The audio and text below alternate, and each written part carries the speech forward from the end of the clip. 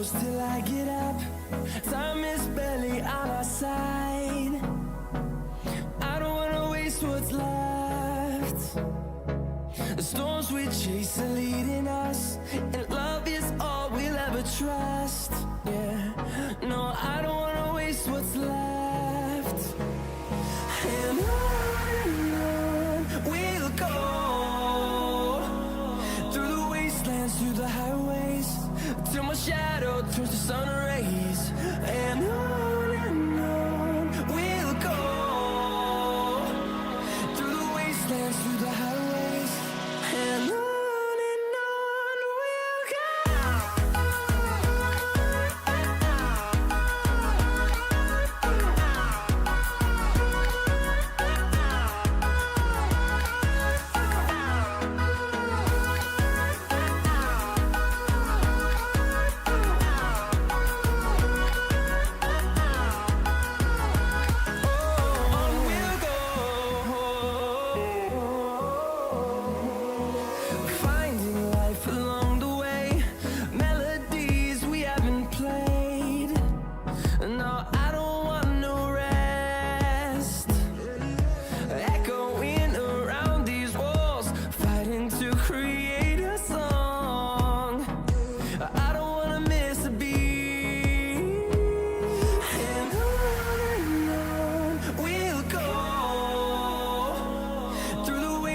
Through the highways, till my shadow turns to sun rays.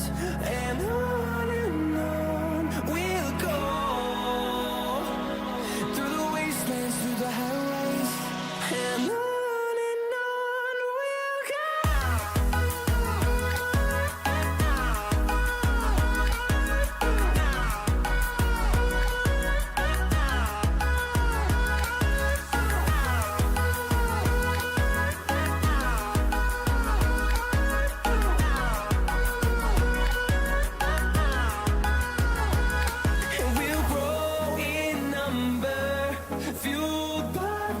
See the horizon, turn us to thousands, and we'll grow in number, fueled by them to see the horizon, turn us to thousands. And on we'll go, through the wastelands, through the highways, till my shadow turns to sun rays. And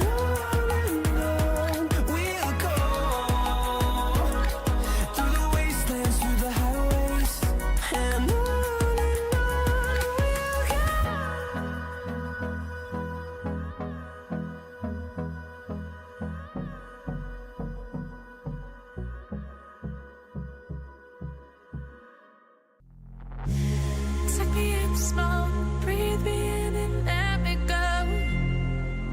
Filling the lungs inside you, and the blackened eyes make my way into your mind, just to know what you knew. Restless every time we start locking eyes. Lost control.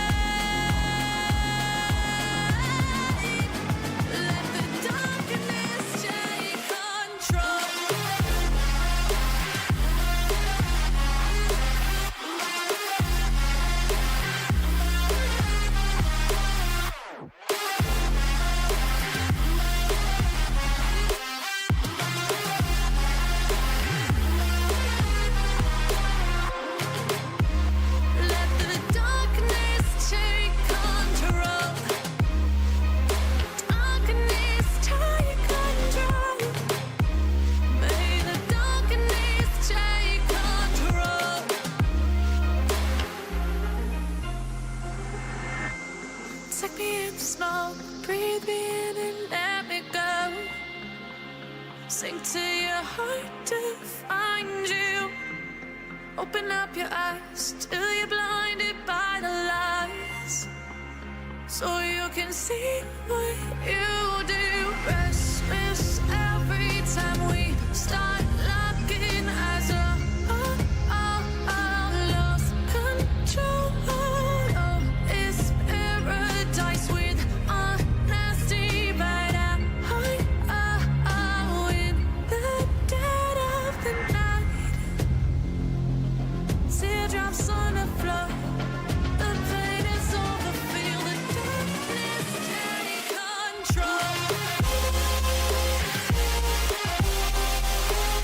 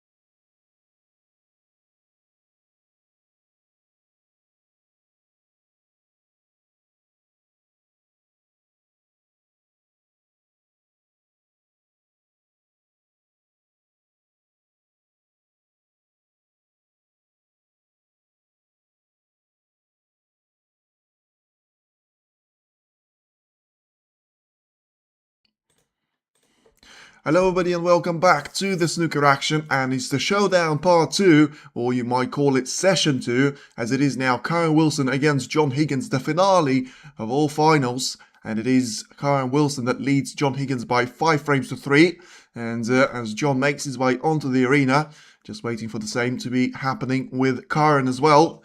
And after a very interesting first session, we still don't have the answer on who's going to be taking that Paul Hunter trophy, and certainly looking forward to see on who one of those two great champions will be able to do so. And is he going to be the world champion? Kyren Wilson has managed to win his first Triple Crown event at the Crucible in 2024. Now can he try and add another one to the collection and make it 2 out of 3 there for him for the, well, Triple Crown set, as you might call it. Grand finale, who will climb to surface. Yes, Kevin is back. The legend is in the office. And let's see on which one of the guys will be able to get their hands on that brilliant crystal trophy.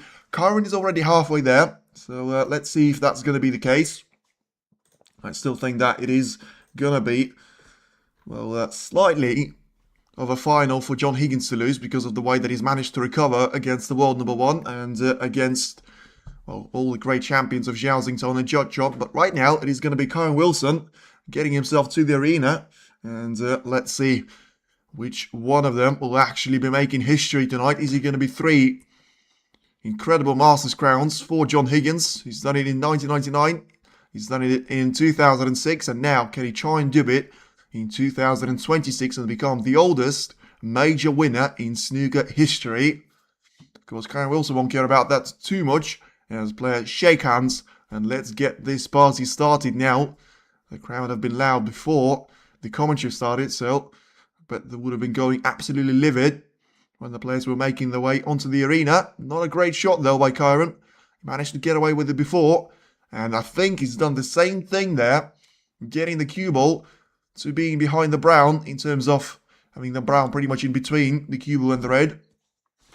This could be very much an interesting thing for us to witness. Because the previous time, of course, John Higgins has gone to try and hit that red on the lower part of the table, and he nearly potted it. And still gave it away to Kyren Wilson. And big thanks for the membership. Yeah, no worries, as I say. Enjoy it, and congratulations to everyone who's got it.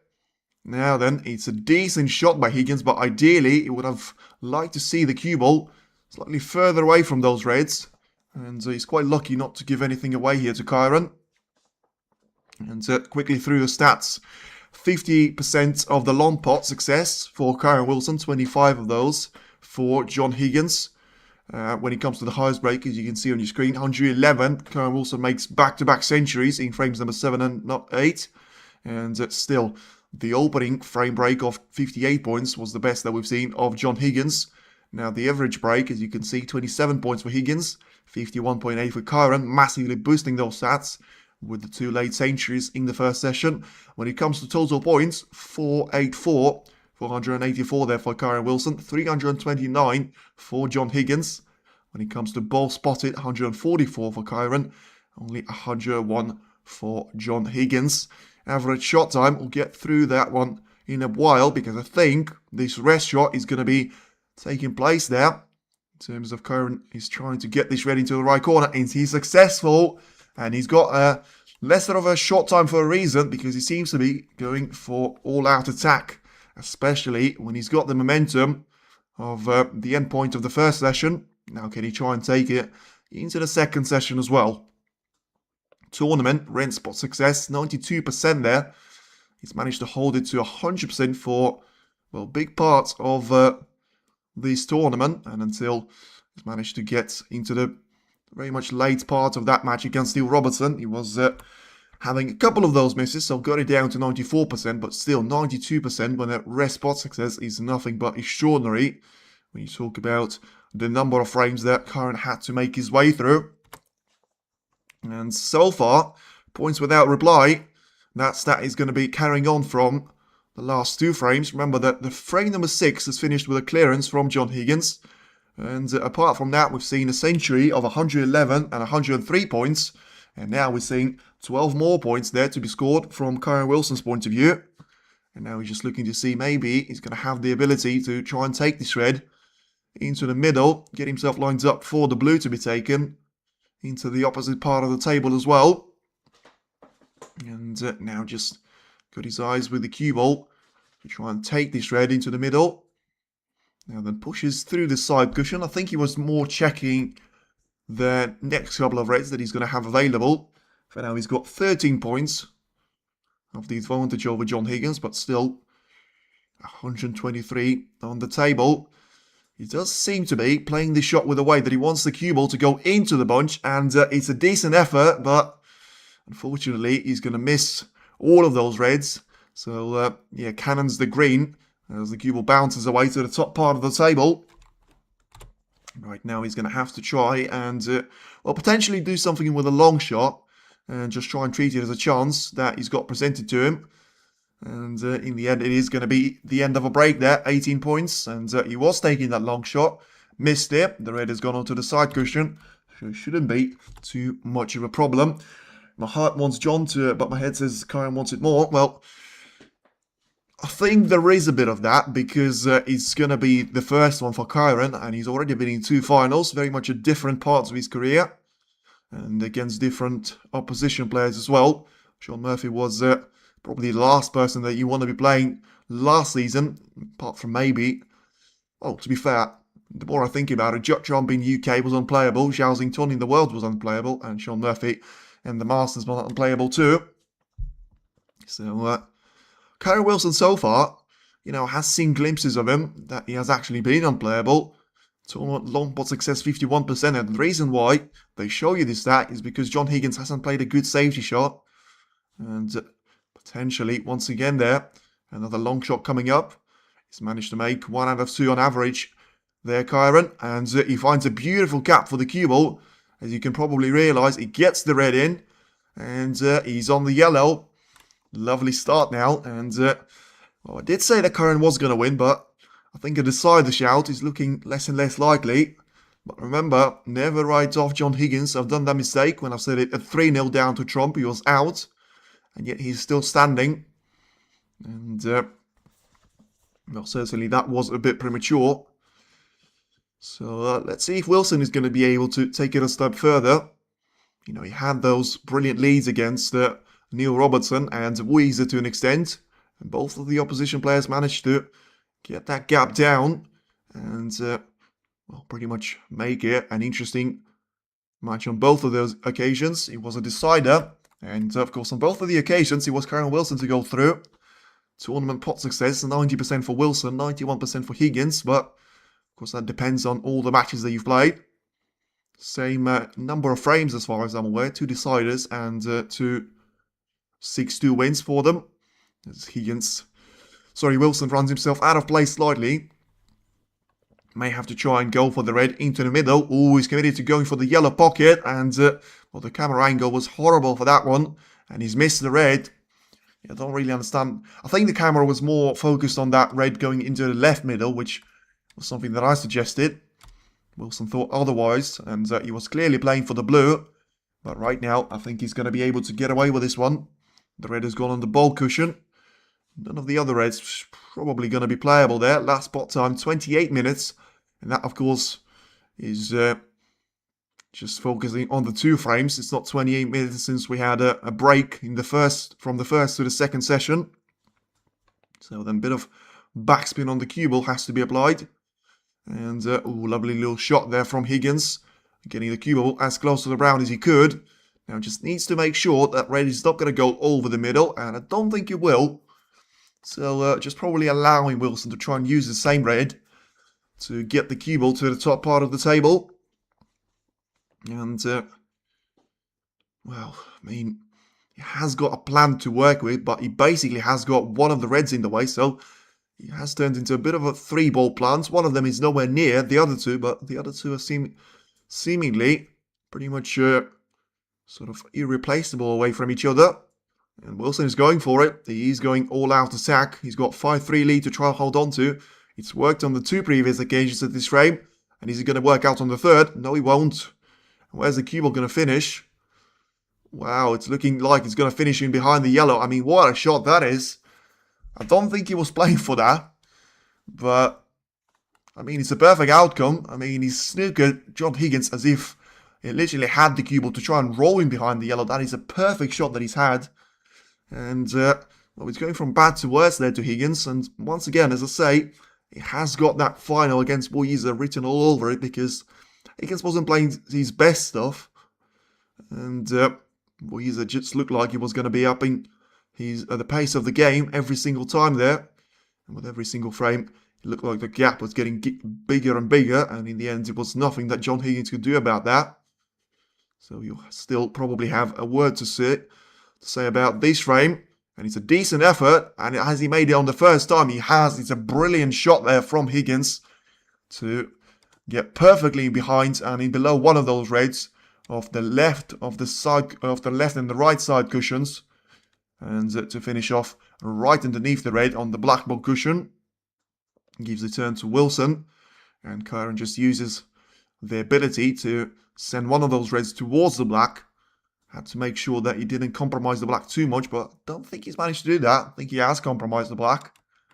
But, of course, focusing on the cue ball to be sent to the top part on the table even more. John Higgins, 51% for him to be the winner and claim the title. I think it's more of the sympathy vote slightly. Letitia, yes, the legend is here as well. Now then a cross double for John Higgins, trying to get it closer to the left corner, but not so much with in terms of actually getting an attempt to pot the red. And yeah, it's not going too well for Letitia either, because he had Watchalong leading 3-0 and 4-1 against John Higgins, and yet somehow he's switched on to Team John right now, and he still finds himself 3-5 down, and ooh, nearly 22 points down. The red basically jumps away from the pocket, and Snooker Gods clearly have a word to say about that one. I think John Higgins will finally get the first spot of the second session. And, well, the question has to be asked, is he going to be able to get his way off the cue ball through the zone with the black and try and get it lined up for the blue? I think that's going to be his best opportunity to try and get himself lined up for the next couple of reds. So then he's got the opportunity, and Higgins is just looking to make sure he got the extension on it as well, because well, the cue ball being pretty much alongside the blue ball line, he needs to ensure. I mean, I'm just thinking about it, like, you can try and go for a backspin shot, but it's slightly more difficult to do it with the rest. Pot success in the final, 88%, and in the tournament in general, 92% for John Higgins. 14 misses so far today, and he's had 47 of those in total out of 564 shots that he's played. In terms of genuinely trying to pot the red or colour. Don't know if you count the white for that as well, because my pot success on the cue ball usually is perfect, especially when I'm not aiming for it. Now then, is he going to be able to find that backspin on the cue ball? Yeah, he tried to force it too much, and I think that was the wrong shot to play. He had no control where the red was going to finish, and yeah, it was. I want to say it was nowhere near the pocket, but it was far enough from it for me to say that it was never going in. And yeah, unfortunately, not being able to go for that shot in with backspin has allowed John Higgins to not score any of those points. But I think the slight benefit to him has to be the fact of, well, he hasn't really left anything at all, because 3 reds that he's got right above the black are all going to be in the way of each other, so should be back to just 21 points advantage here for Wilson. I don't think he's going to have any of those reds that he can try and take as a planned. So he's got one more potentially to take, but it's a really thin cut for him to be taking on there. Hand placement slightly awkward, but straight into the pocket it goes. Now, has to be careful with the cue ball. Doesn't want the green to go in at the same time. But he just pushes it closer to the pocket. And that's going to be even more of an advantage to Wilson. And I'll tell you what, it is looking really, really good for Team Wilson right now. Because it just seems like he's entering one of his prime games here. Focused. You know, he was really enjoying it at the walkout with the tunes. But it just seems like he's a different man as soon as the first shot is hit. And I've noticed that as well at the start of the match, where he wasn't really messing around. You know, he wasn't smiling too much until it was the mid-frame break. Commentators curse everyone. He had one of the easiest shots on the green he could possibly imagine. And he's gone in off there with the cue ball. So, you're welcome. Team Higgins, always yours, sincerely. And it was an easy shot on the green, but somehow he manages to drop the cue ball into the middle. And yeah, I mean, I wish I could do that when Ronnie's playing. I'd just say that the opposition player is the best, and then Ronnie's going to be able to win. Should try that when he's going to be competing at the World Championship. Hopefully at the German Masters as well. Anyway, back to Team John and him trying to make this comeback. Of course, he had a bit of luck where Wilson was playing a shot off the blue into the bunch, and in the end gone, potted the blue, but potted the red at the same time. That has allowed John to have something to say about that. I can't really remember if he's managed to win it, but just a funny fact for you. And he had a couple of cue ball chips into the pocket so far in the final. So it just doesn't seem like sometimes he's getting all the luck in the world, but at the same time, as I say, I think it was a genuine attempt for him to try and hit that plant into the pocket, and yet somehow the cue ball finished perfectly in behind the yellow. So he can just having a look to see if he's got any of those reds to aim at, because I mean, he's going to be playing for the blue here, unless, I mean, he's thinking about going for the yellow, but surely that's not going to work out too well, because he's still going to be sending the cue ball off the left side cushion, and he's thought about it, but still seems to be committed to it. Mind the drop off from the positional success. If you compare it to the semi-final against Trump, 88% to 81 right now in the final. And, well, he manages to get himself nicely on the red. I still think that he could have probably done similar sort of thing off the blue, but as I say, the four-time world champion probably knows better about it. And top spin shot to be played. I think you'll have the ability to try and get the cue ball alongside the blue, just about top side of it. Once again, takes those reds one at a time there. And, well, he needs to make sure he's going to be using those opportunities, which keep presenting themselves. Now, average shot time when he comes to the final, 33 seconds. And when he comes to the tournament, 28 seconds for now.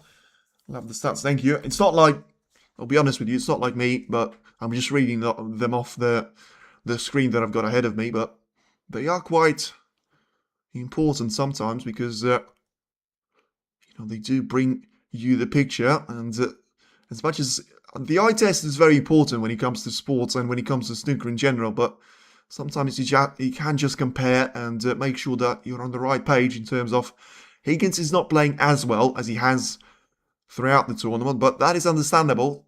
Sometimes you don't play your best game in the final anyway, and snooker doesn't really come across as a physical sport, but there is fatigue that can creep in there, especially when you've played the first round, the quarterfinal, the semi-final, all quite next to each other. You had a very tough draw in terms of the way that Higgins had to come through his matches, and you know, Barry Hawkins, Judd Trump, Zhao Xington, Kyren Wilson in the final. That's probably, well, probably is the worst draw you could have had to try and get this Masters crown over your head. He's about to go level on points here with Wilson in this current frame, but it is looking good for him in terms of the 6 reds that he's got available. He can try and take this one into the left corner, and that brings him level on points, so he's not going to need the one on the side cushion, but even that one shouldn't be too much of a problem. You can just try and get in behind of it and roll it into the pocket. There's Higgins now just making sure he's going to be able to get all of those easy reds out of the way. Yes, that's why Worlds is difficult. Yes, I mean, that's why Ronnie is 7-time world champion, I think, because, you know, he's been able to put all of that behind him and just, of course, he enjoys it because of how fluently he plays the game, how smooth, and he almost takes it a hobby. But you shouldn't forget that sometimes, you know, as much as you enjoy it, there are going to be moments where you just say, well, I've played some difficult matches and I'm really going to be tired of this one. And maybe, you know, just maybe that's why someone like Judd Trump only won one of those tournaments before. Still think there's more to it, but, you know, it could be one of the reasons. And meanwhile, John Higgins has played a really good cannon. I was going to say amazing, but probably set it on really good. Pushing one of those reds towards the blue line, and the 3 of the other ones are going to be possible into their left, right, well, in both corner and the middle pockets. So Higgins should be able to roll the black into the left corner and get himself, and get the cue ball, I should say, to get past on the red. And he's going to be positioned in a straight line, which at this stage is going to be a nice little bit of news there for him. But as I say, 23 points advantage, 59 to the table. He will be cruising his way through if he takes 2 more reds out of the game. And that shouldn't get him over the line. Well, I mean, after this one, he's not going to need the last one on the side cushion, but he's going to need the one next to the pink and the one just underneath the blue line. So just try and...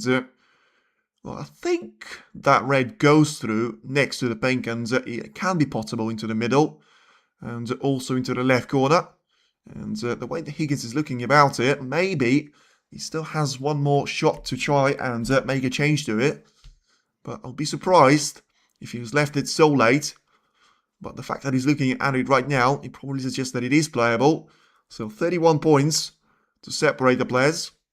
And as I say, 3 more shots and it is going to be 5-4. So the gap is going to be cut in half.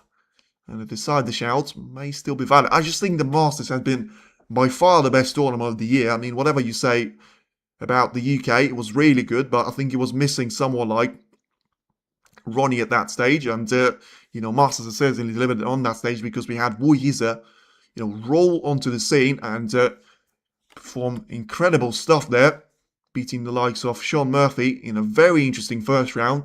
For that to be the first match as well, it lacked a bit of response from Shaun Murphy's point of view, but Wu Yize has been superb, and so has John Higgins in this clearance. Now then, he's got one more shot for it to be taken away from Kyren Wilson, and that mistake, and it probably has to be a mistake. You can't blame it on fluke. He didn't ricochet with the cue ball into the left middle. Match playing time has gone over 3 hours. And you have to be going 38 points clear now with Higgins. So he still needs a colour. Gets a little brush off the yellow. Should be alright for the blue to be taken, as he's now 38 points clear. And 35 at the table.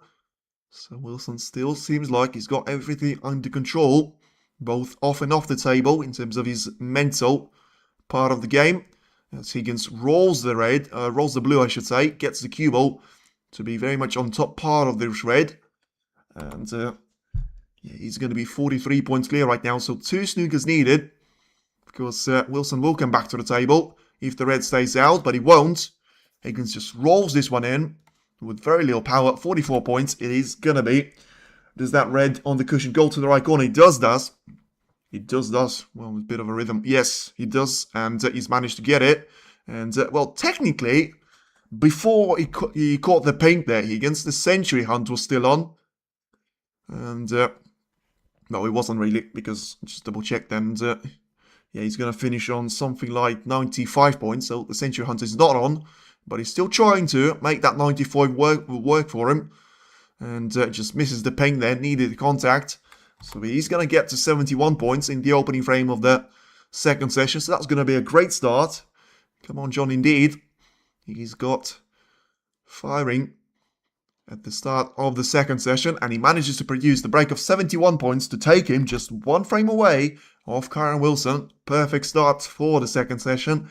Ideally now, we want them to be trading frames here. Just like Jack and Judd did at Belfast at the Northern Ireland Open. That's going to be a perfect one for the fans and for the neutrals. And, similar one that we had to Shaun Murphy and Anthony McGill.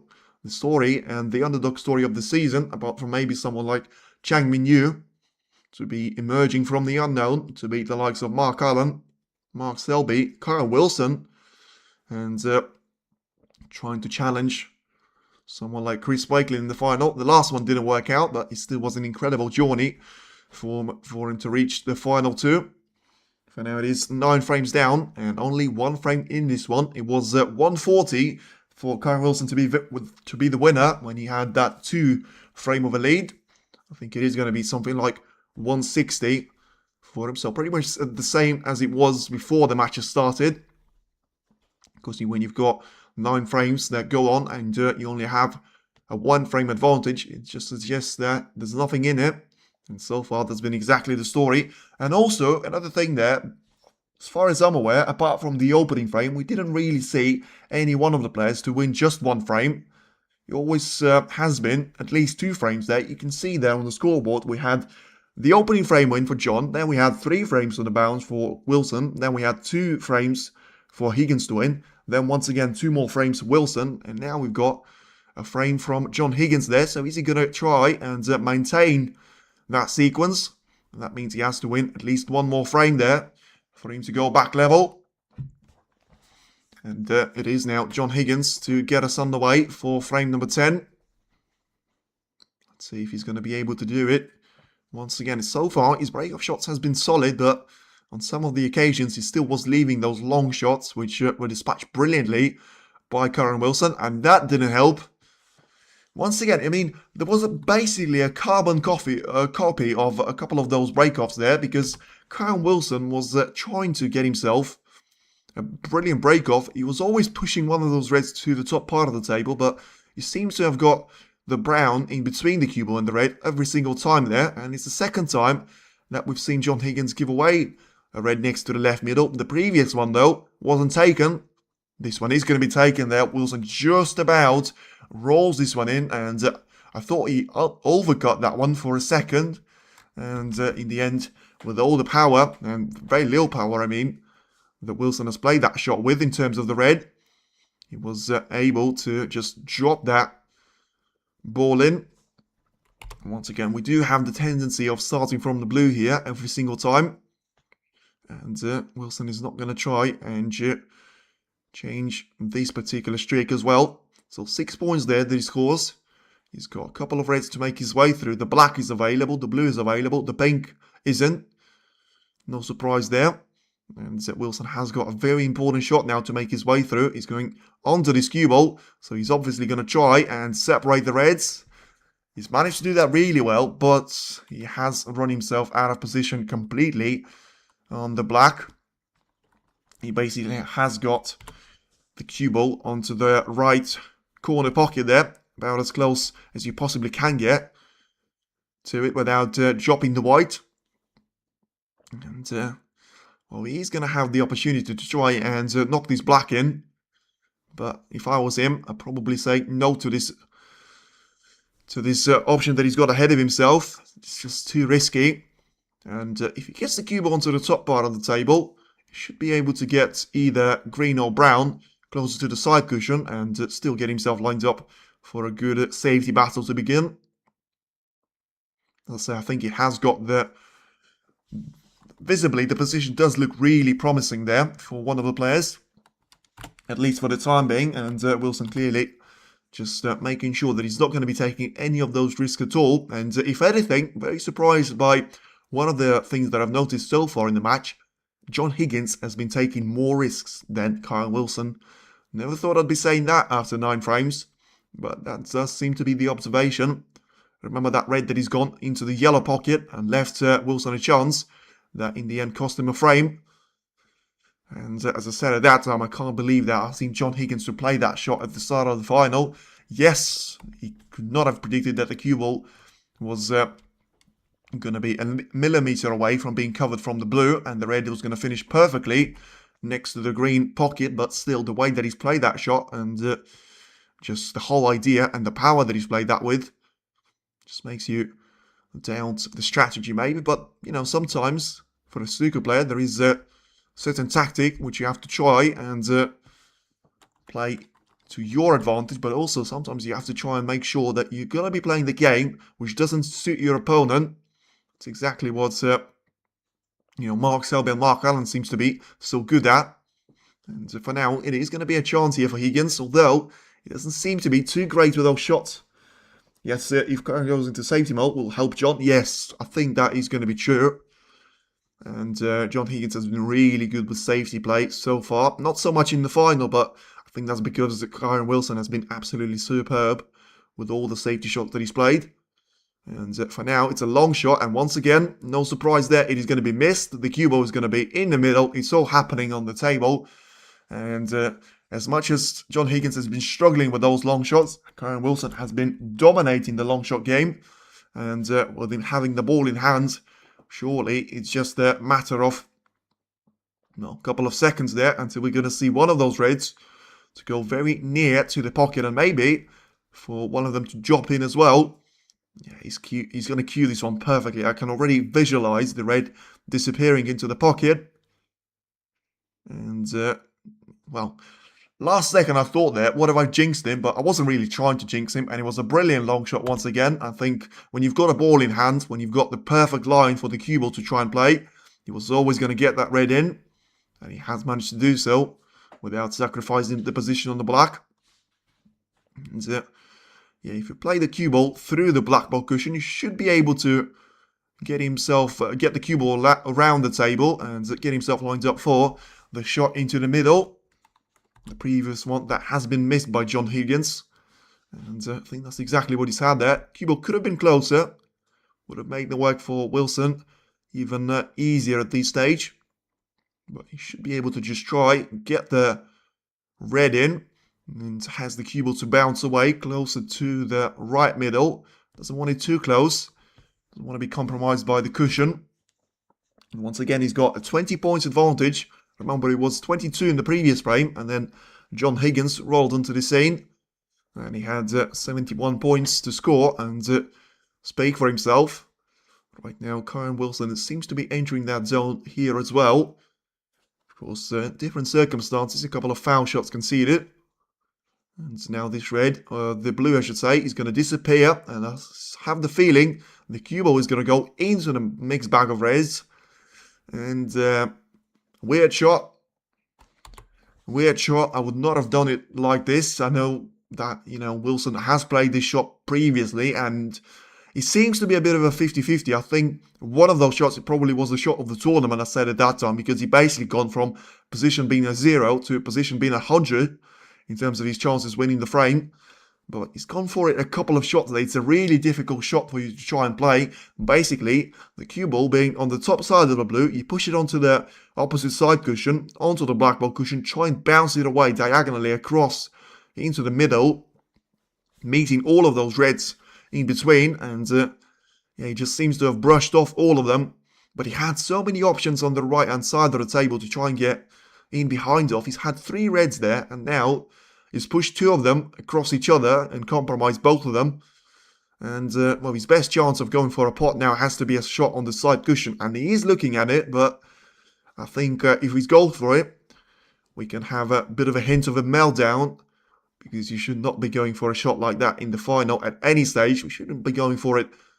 It's the first round, really, because you have got those chances of missing the shot very much high. But, I mean, at this stage, he probably feels like he should have gone for that red, because despite playing the safety shot, he still left one of those reds pretty much over the pocket.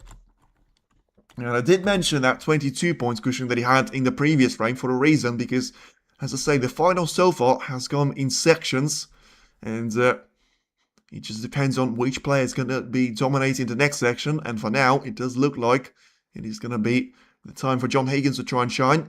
He certainly should be able to get this red into the pocket. I mean, should doesn't mean that he will. And unfortunately for Higgins, that was the case here. Don't understand how he can be missing shots like that from a long pot. 2 out of 10 in the final.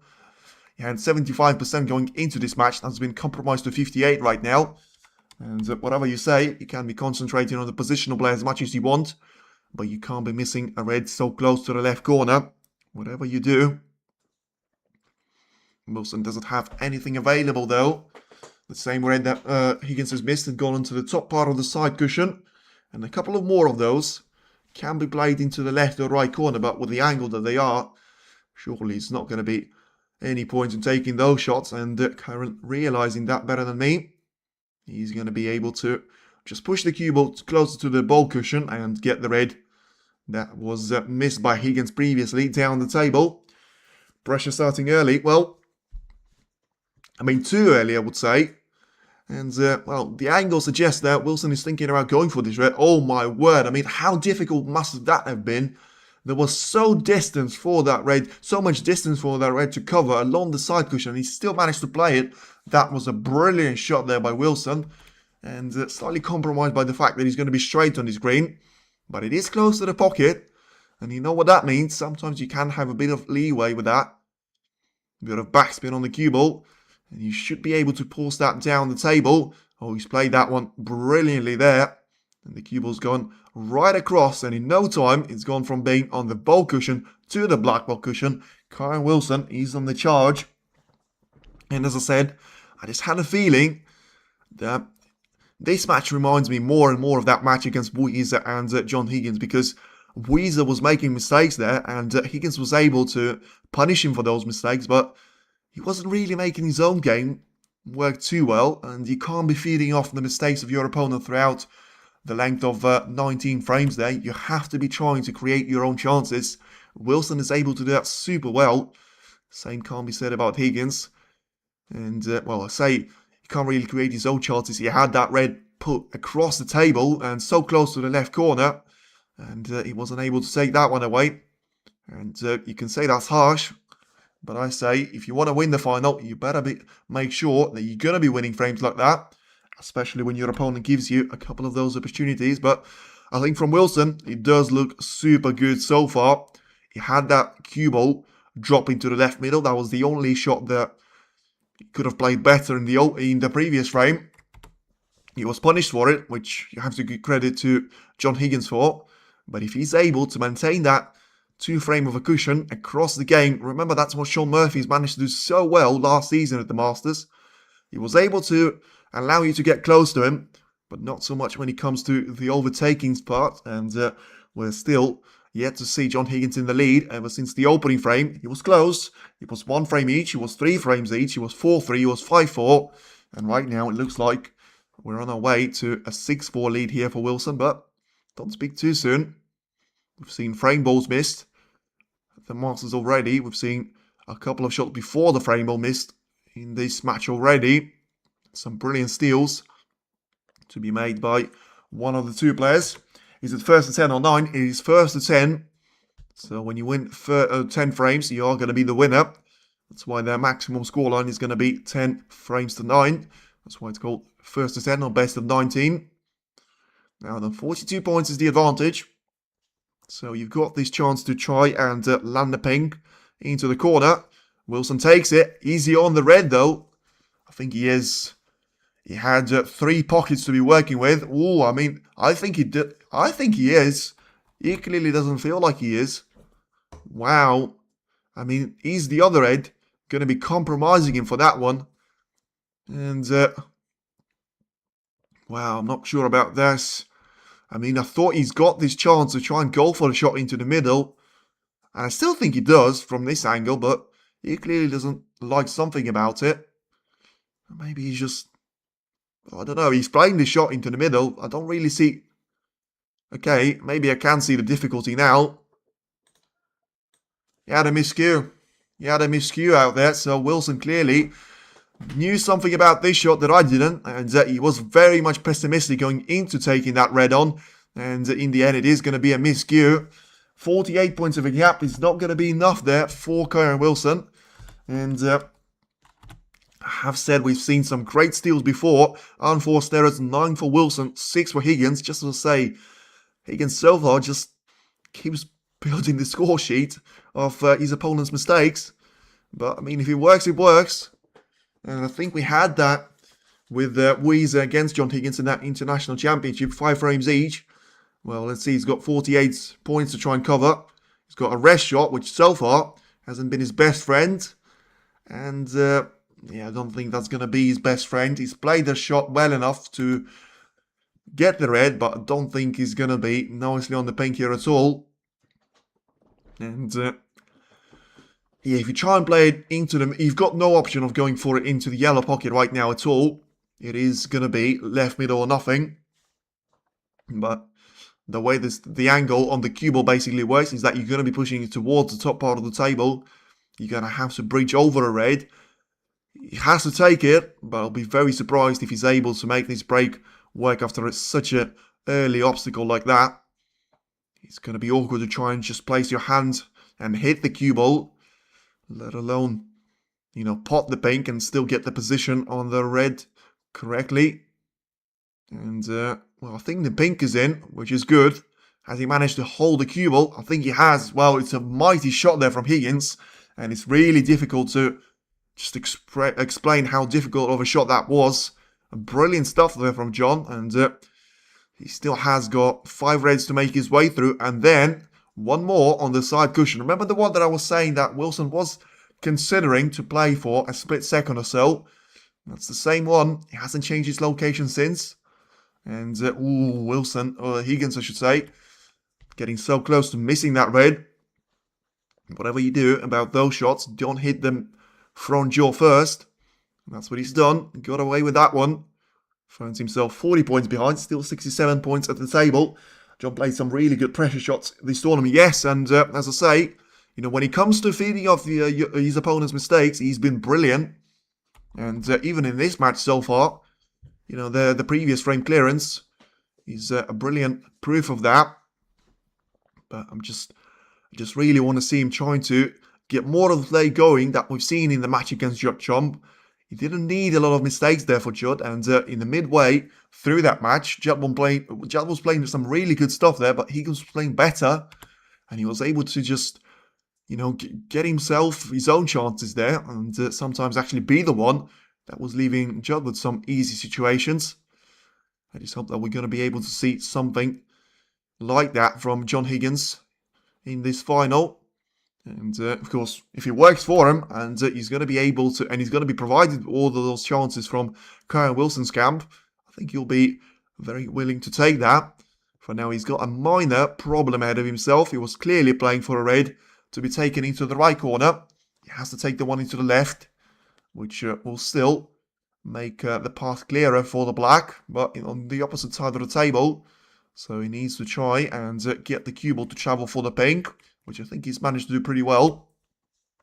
And right now it's a break of 23 points that he's got, 25 points as the difference. If he takes the pink into the right corner, he should be able to just roll the cue ball through this red and get himself lined up for that right corner shot to be played. 19 points. And he should be able to get those two reds without any further issues. I mean, the fact that the black is not going to be playable onto the right part of the table is a slight issue, but he should be able to make his way through either on the left corner or just try and play it for the pink. I'm more concerned about the red that he's got on the side cushion. That's going to be a real tester there for him. But now doesn't have to get so far ahead of himself. Focus on two shots at a time. The shot that you play right now and the next one. And, I don't think he's managed to do the second part. He just about has. I think he got pretty lucky with that one. That could have gone anywhere with the cue ball. But he's going to be perfectly set up for the middle, despite having so little distance in between the cue ball and the pink. And he needs a minor angle. But even if he doesn't have it, he should be able to go for a screw back shot and just bounce the cue ball away from the side cushion. But I think he's got the angle. And he's clearly trying to do it off the side cushion on the left instead. Maybe even try and slow the cue ball well enough. I mean, don't tell me he's messed this one up, because this could be one of the easiest positional play shots that John Higgins didn't manage to... Oh my word, I mean, that is ridiculous there. And the player that is usually so consistent on those clearances, I mean, that was one of the easiest shots you could ever wish for. And you can see the frustration on his face. He can't believe that what he's just done there. He has got the double though, remember. So far, 3 out of 4 that he's taken, and one of them including a trouble. This will be some way to recover. But if he misses it, he will be in trouble. I said it. If he misses it, he'll be in trouble. And, well, he probably has lost his frame now. 12 points behind. And leaving both of those reds now in the open play. He was super close, but close wasn't enough. And the red, well, and the problem, when you're so close and the red stays out, usually he's going to catch the other jaw and bounce back into the open play. And Kyren Wilson has got the open goal up ahead of himself. And he's over on slightly for the blue, but you can see there, as he was walking towards the blue, he changed the walk style and just gone straight to the pink. Don't waste any time at all. And just make sure you don't do the same thing that John done, because you are going to have the black in the way slightly. And just bounce it away closer to the black ball cushion. And he's managed to play this shot a lot smoother than Higgins in the previous occasion. Now then he needs the red, the black and the yellow combination for him to be the winner. And take this match into, once again, a 2-frame cushion. Didn't look likely when Higgins was on the charge. And he was always going to come down to that red on the side cushion. And in the end, he did come down to that red on the side cushion. Although he was played as a double into the middle. And he was missed. And right now, it is going to be a mistake punished I think it's going to be the second time there that we've seen some sort of a steal there from Wilson, because I think he was probably the underdog when Higgins was having that opportunity to try and take that frame away. And it is now going to be 27 points of an advantage here for Wilson. And only 25 on the table. So it is going to be 6-4, barring snookers, but Kyren should be able to get this green in as well, although he has played slightly awkward for it. And he does roll the green into the pocket, so it is going to be 6-4, and once again, Wilson just allowing his opponent to try and get close to him, but in the end, it doesn't allow them to try and get ahead of them. Something that has actually happened in the match against Wu Yize and Neil Robertson. The only time that both Wu and Robertson were ahead of himself were at the point of them leading by 5 frames to 4, but every single time there, Wilson was able to find those 2 extra frames that he was missing, and he seems to have that form still coming into the final, getting a lovely blue into the green pocket.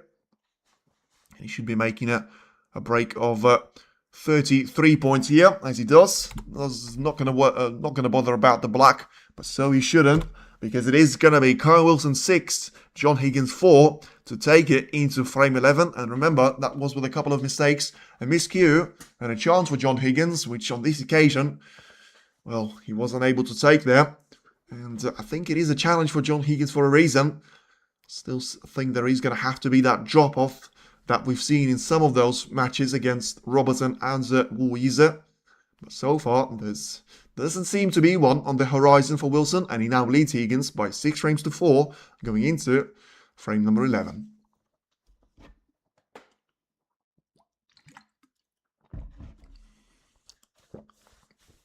And despite John Higgins playing those brilliant shots under pressure, he doesn't seem to have played so many of them so far in the final. Of course, there's still time for it, and he's not 5-0 down, he's 6-4 down, so, a frame, maybe 2. And by the way, it does end the sequence of barring the opening frame, all of the frames being won, always means that you're going to win the next one, at least, on 2 or more. This time around, it was John Higgins just winning one of them, and then Kyren Wilson able to respond straight away. And, of course, winning 3 of the last 4 frames there, Kyren Wilson. Let's see if that's going to be a point for concern from John Higgins' point of view. Of course, he managed to finish off the first session with a brilliant back-to-back centuries there. Had a bit of a quieter start to the second session. Wilson allowed Higgins to try and, get a frame away from him. Higgins making the highest break of 71 points. Once again, the opening frame of the first session was 58 points, which has been his highest break for 9 frames or so. And on the 9th frame, he was able to make the break of 71 points. So every single time there is a first frame of the session, he does seem to be making the highest break of the match. But the problem is, this is not the Crucible, and you're only going to have those 2 sessions.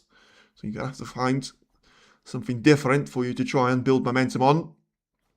Therefore, he needs to make sure he is going to be in on there or thereabouts, really, because he can't afford to go 7-4 down. I mean, 6-4 is fine, but it is already a bit of a thing for concern because of the way the game right now goes in the way of Wilson taking this one, same way as Murphy did against Wilson last season in the Masters.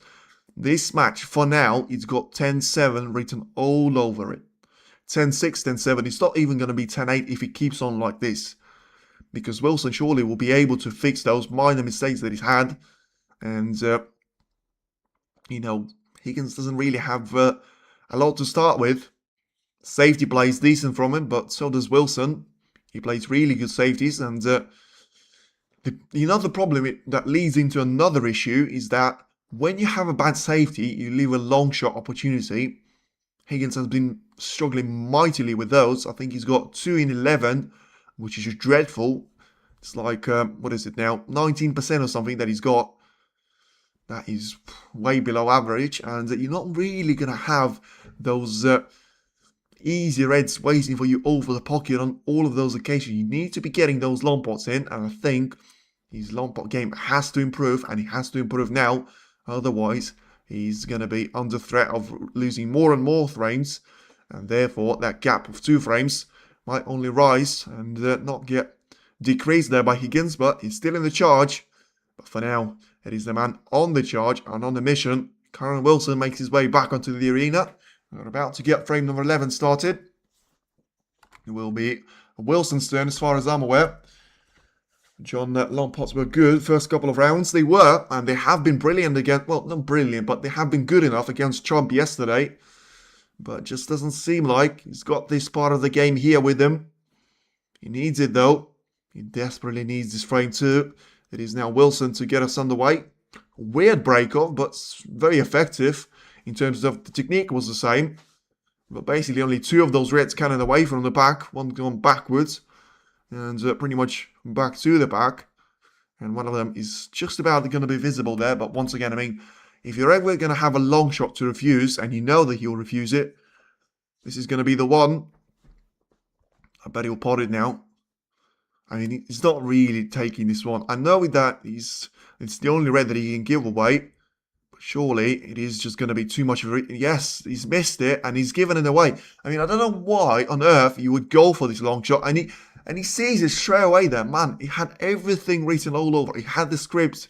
He had everything for John Higgins to miss this red and then leave it over the pocket. And that's exactly what he's done. The only slight positive in this one is that he's given up 2 reds. And everything else has to be worked really hard for by Kyren. But, I mean, it's such a weird shot that he's taking. I think he knows that he's going to be 2 in 12 right now. And he's still going for so difficult. It wasn't like it was an open book shot. It was, a sitting duck of a red. It was a really difficult one. The cue ball was well deep into the bulk line. The red was pretty much in between the blue and the pink. The angle was maybe slightly in favour of Higgins, but still wasn't anywhere near enough an easy shot. Like match video, well, you've got the streaming platforms. You're not going to be able to see it on YouTube, and if you can, it won't last long. And 8 points advantage though for Wilson. And as I say, he's got 2 reds to try and work with. The second one coming up. And, well, he does have the minor angle to try and force the cue ball into the bunch. Make his way onto the blue. And it's a good enough shot to get a couple of those reds into play. He's going to be quite close to the blue though. And on the wrong side of it with a minor effect as well. Just thinking about studying the cue ball. And leaving it a bit of distance in between the white and the red. To see if he's going to be able to go through those shots right now. He's about to go 14 points clear of John Higgins. This time around, of course, he didn't start with the blue. He started with the black. Ooh, he's committed to try and get the cue ball into the main pack of reds. Didn't work. Missed it by a distance. And yeah, that was the positive there for Higgins, because he was always going to be leaving only 2 of those reds there to Wilson. And slightly impatient there, Kyren. I think when you enter at the late part of the final, you still have to be taking those loose reds. He had a couple of them available. He decided to try and take it in the now. I mean, he leaves a long shot, but at what point, honest question, at what point do you have to say John Higgins just has to ignore those long shots completely? Because he just seems to be shooting himself in the foot. And it might sound ridiculous, but the stats don't lie. And I'm pretty sure the conceded opportunities from long shots are going to be going through the roof there from Higgins. And he'll probably go for this one, and he probably should. But at the same time, I have to say, it's really worth it. Because the one time that he makes it, I just have a feeling that he won't be on the colour anyway. And yeah, in the end, he's refused it. So just try to play it into the bunch, but I don't think he's managed to play good enough safety there to ensure that he's covered one of those reds. Wilson is... Ooh, I mean, that is touch and go there. Just about fine, probably have to say, from the first view that I've seen. But it's way too close for me to be saying that with confidence. He's got a little plant of reds right next to the left corner pocket, but... I mean, I saw that one, but I kind of threw that off my head straight away because of... If you miss it, you leave it over the pocket. Nah, that's not worth it for me. You have to make sure that you don't leave it for your opponent, but that's not worth it for me. Alright then, let's see what Kyren thinks about it. He thinks that he should go for it, and, well, put your hands up and say you were wrong. I was wrong about that one. It was a brilliant shot that he's played. And yeah, he wasn't even close to touching any of the jaws. Kyren seems to be on fire, especially when it comes to anything to do with long pots. And, well, it was such a difficult... Basically, the cue ball was alongside those reds. When you talk about the left or right part of the table, they were quite close to the pocket, but they were still far enough from both the cue ball and the pocket for this one to be missable. And he has got a difficult black to try and follow it up with. Now, he refused the pink. And that was the wrong decision. That was the wrong decision. He's missed the black. He caught too much of the front jaw. Once again, it's another chance that is going to be given to Higgins. And let's see if he's going to be... Yeah, you can see he's smiling about it because he knows he's going to be frustrated and he's going to be angry with himself. Sometimes that smile is going to be just the way to express your emotions. And I'm pretty sure he's going to be fuming with that one because 7-4 and 6-5... We're entering that part of the final where it's going to be a very, very different story, depending on who's going to win the particular frame. And of course, Higgins is still quite far away from winning this one, but already it's now Kyren Wilson a lot further away than he was before taking that black on, from him making that scoreline with a nice little number 7 next to his name. Now then, is this rest shot going to be taken there by Higgins? He has missed a couple of them. This one is in. Easy on the blue. He's not. Easy on the... Well, he's going to be on the black anyway. Because of, you know, the way that Kyren's missed it. It's gone quite close to the pocket. But don't really want to be playing the black straight on there. May have to take the blue into the right corner. I said that he wasn't on the blue because I was thinking about the middle. Yeah, he's very straight on this one, so that won't really help either. But, I mean, maybe. I mean, if you try and play through it, you basically commit to once again getting yourself in with a chance of hitting one more red. And then, you know, you have to make something with the position from the next color. But it probably is going to be the only scenario that we'll see him continue this break. Because as much as the black can give you the opportunity to try and... cannon the red into the play. You don't really guarantee yourself to land on that red, and the blue does.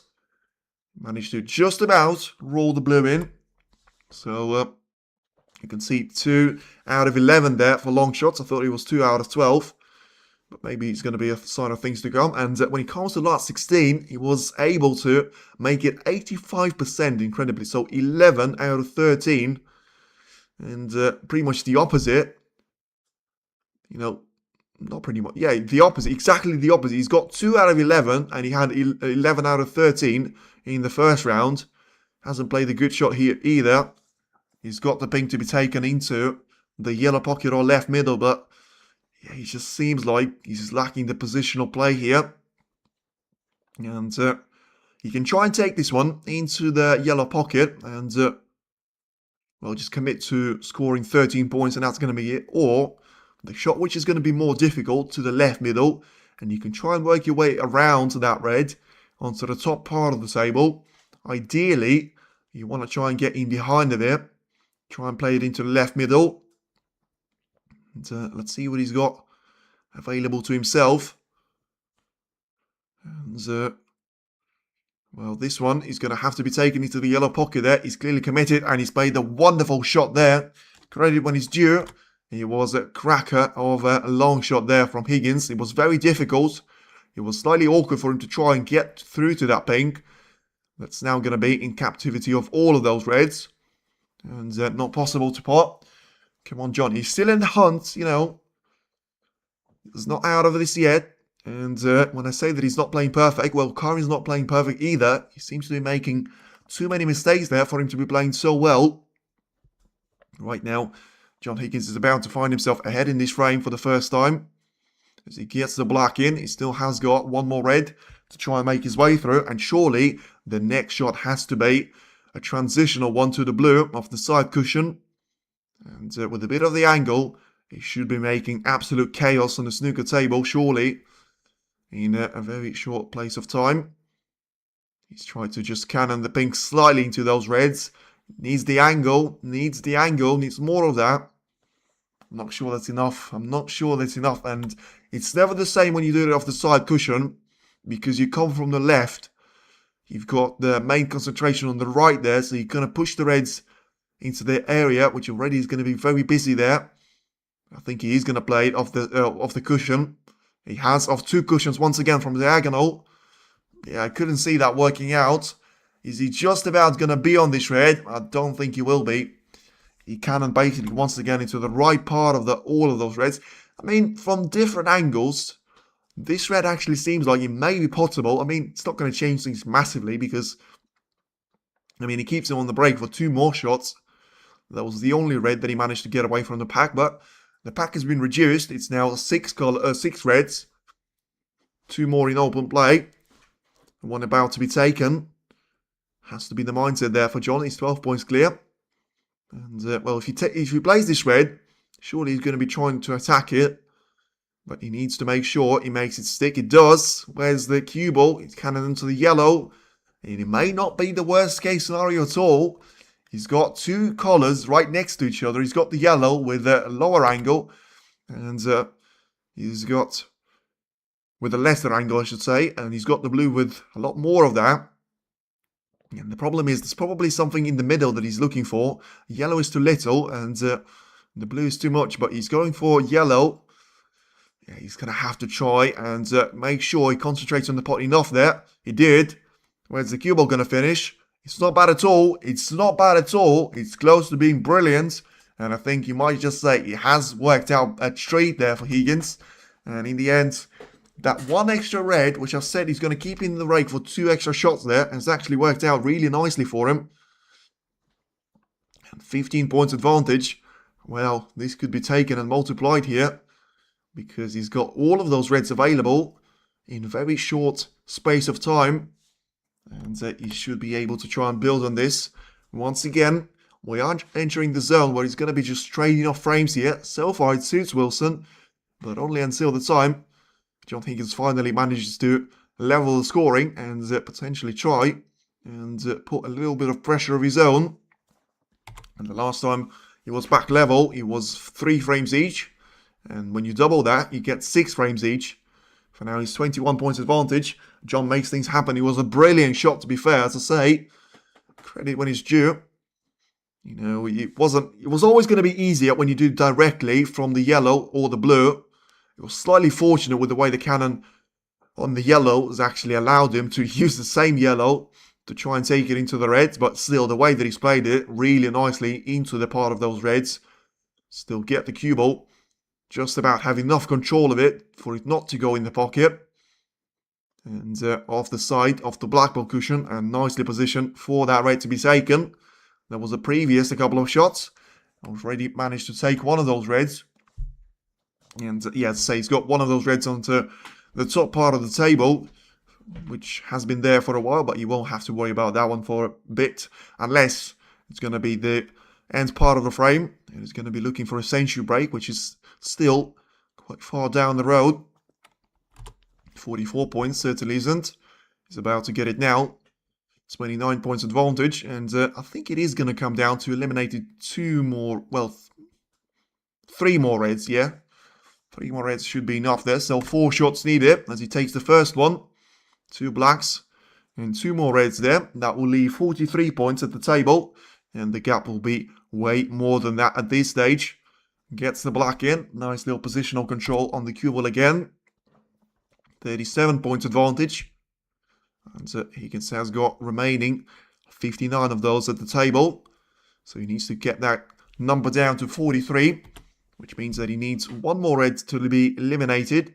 As he takes the second one of the 3 red combination that he needed. I think Wilson will be aware of that. And 38 points advantage here with 51 at the table. So he takes the black. That's going to put him on to 45, I think it is. And he does. So this red will put him 46 points clear with 43 at the table. And with no sign of him running out of position on the next black. It surely is going to be frame over in a second. But never speak too soon. The red is in. Now you can talk about it. It is going to be 6-5 for Kyren Wilson. He's still in the lead, but he's unable to get comfortable with it. As I say, it's very important for Higgins to try and keep the pressure on. I think he was stopped on the number of frames of 5 against Wu Yize. And he could have done with taking the black on, to be fair. It was off the spot. It was simple enough for him to play it. The break of 61 points could have been increased to the century break. And in the end, he misses the black off the spot. So surely Kyren Wilson will come back. It's only one snooker in this one.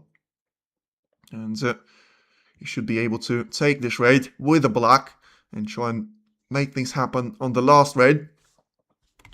As I say, John could have made things slightly easier for him. And also just when you keep your opponent busy in his chair, that's an advantage to you. But right now, Wilson is going to be getting pretty much the same table time there as Higgins.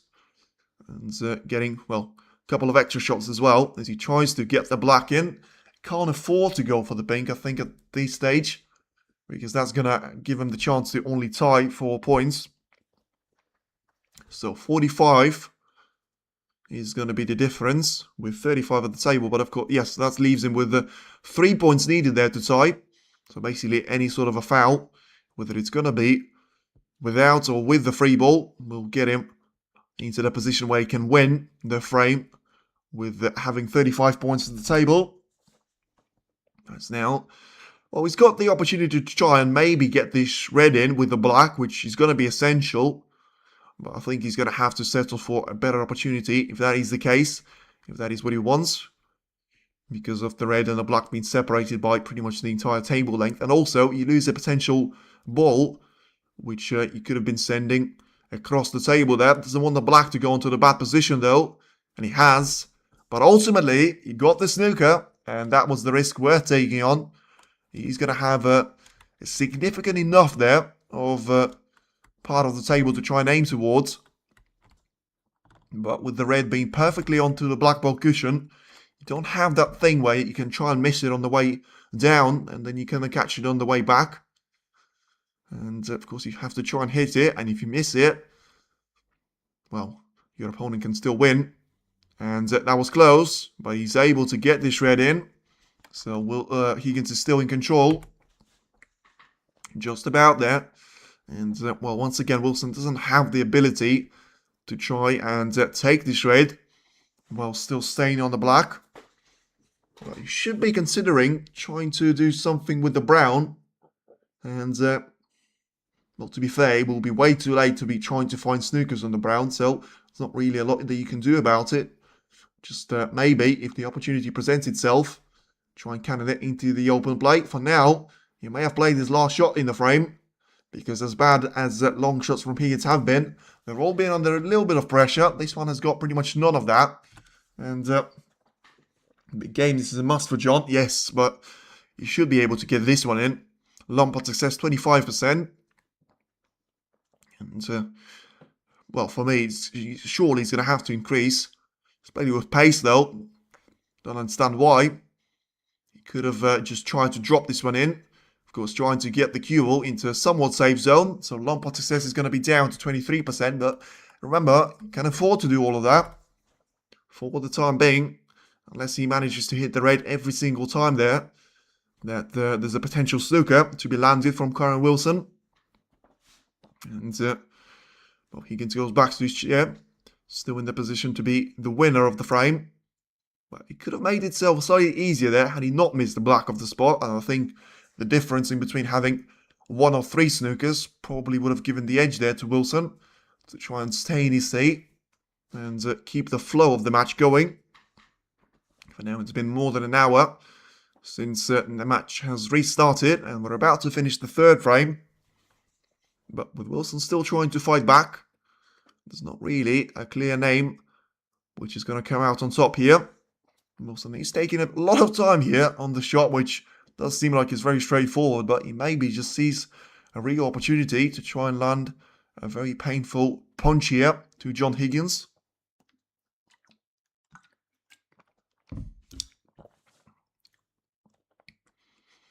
And, well, he probably was thinking about a very difficult shot for him to try and execute, and it's not bad.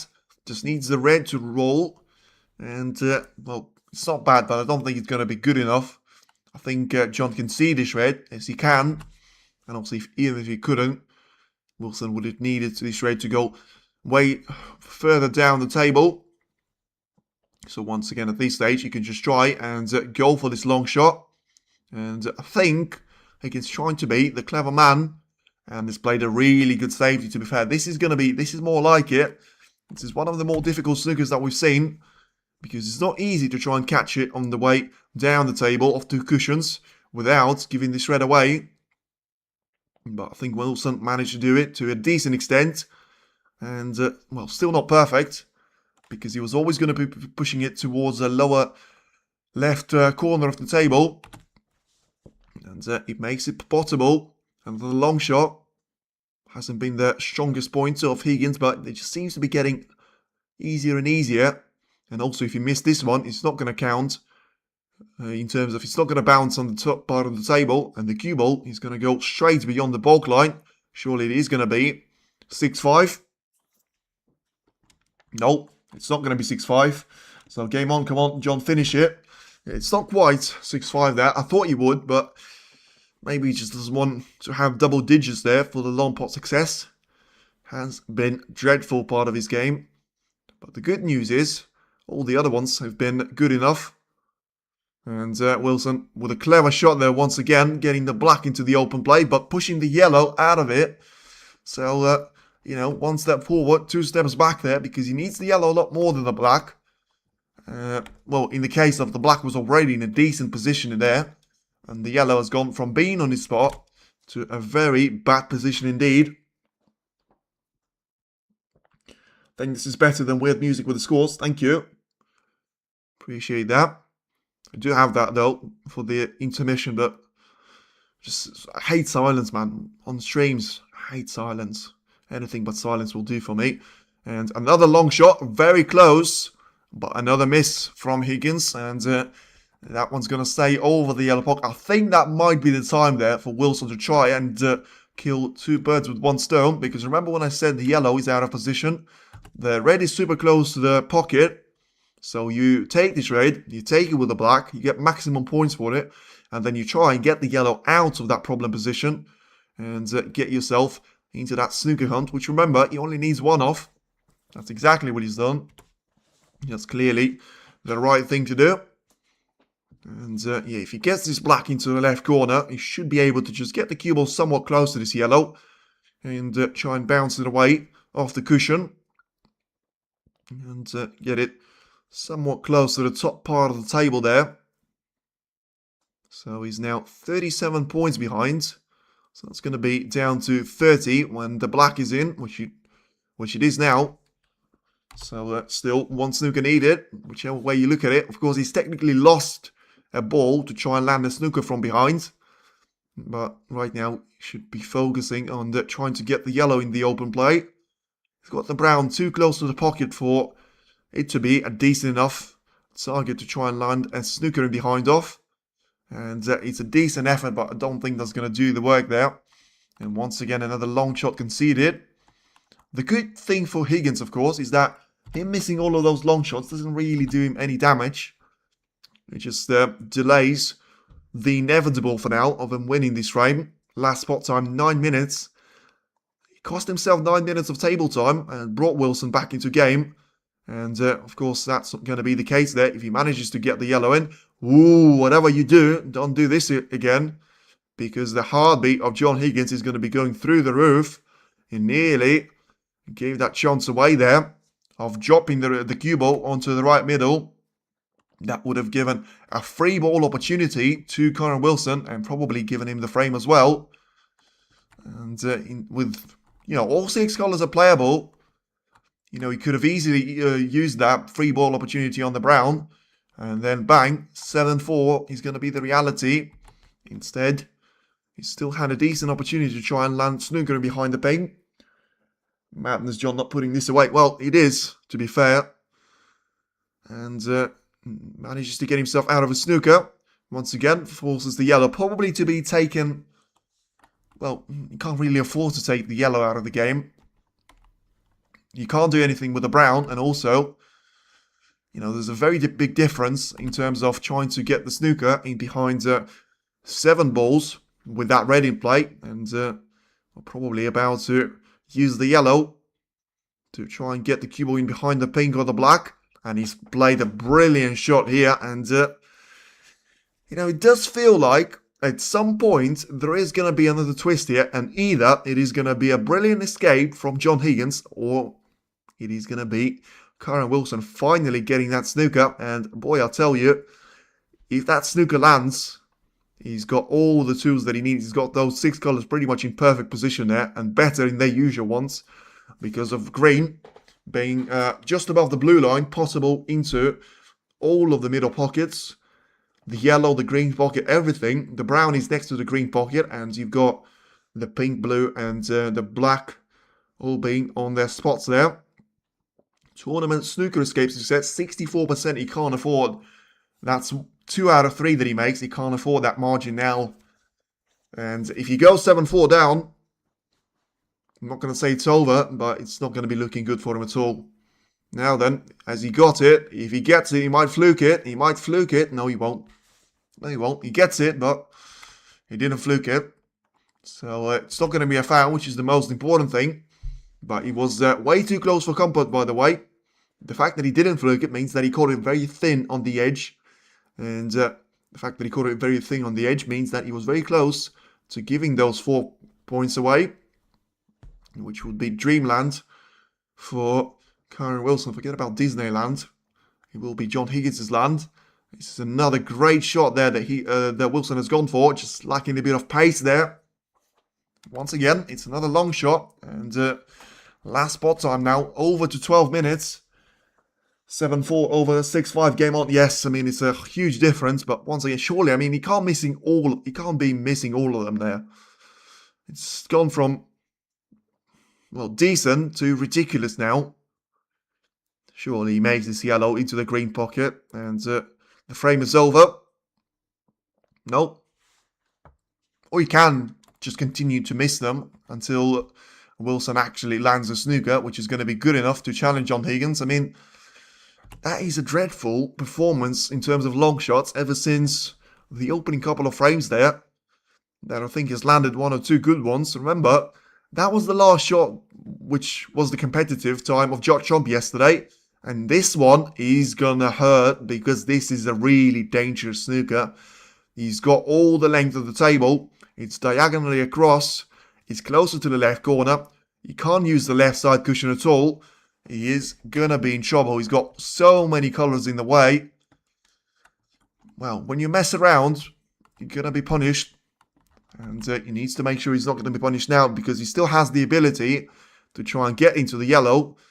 But I do have a feeling he's got Kyren Wilson comeback and the headlines of the comeback of the season in terms of this frame written all over it. What is he doing? It's a good question. I don't think anyone knows the answers, and I think Kyren Wilson knows the answer. He is trying to give me the initiative to try and win this frame, and I'll certainly be able to take that. Come on, Kyren.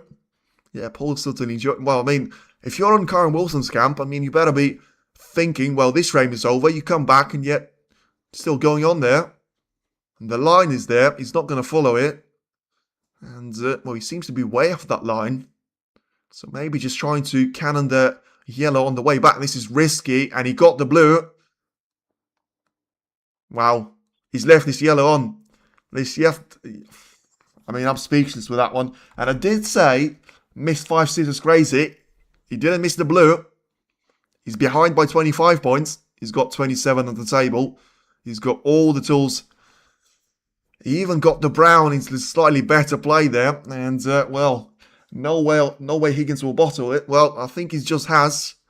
And this could be the comeback frame of the season because of it coming in the final. I can't remember a player being a snooker that. I know that Robertson was doing that against someone in the UK Championship, but he wasn't able to make it in the end.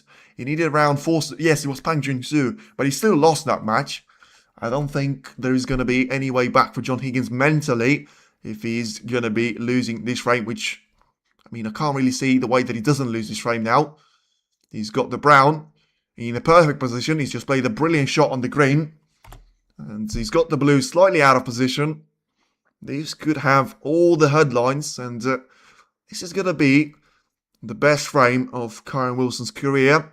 Never mind the World Championship. He didn't have a frame like that, surely, because they'll be aware of that.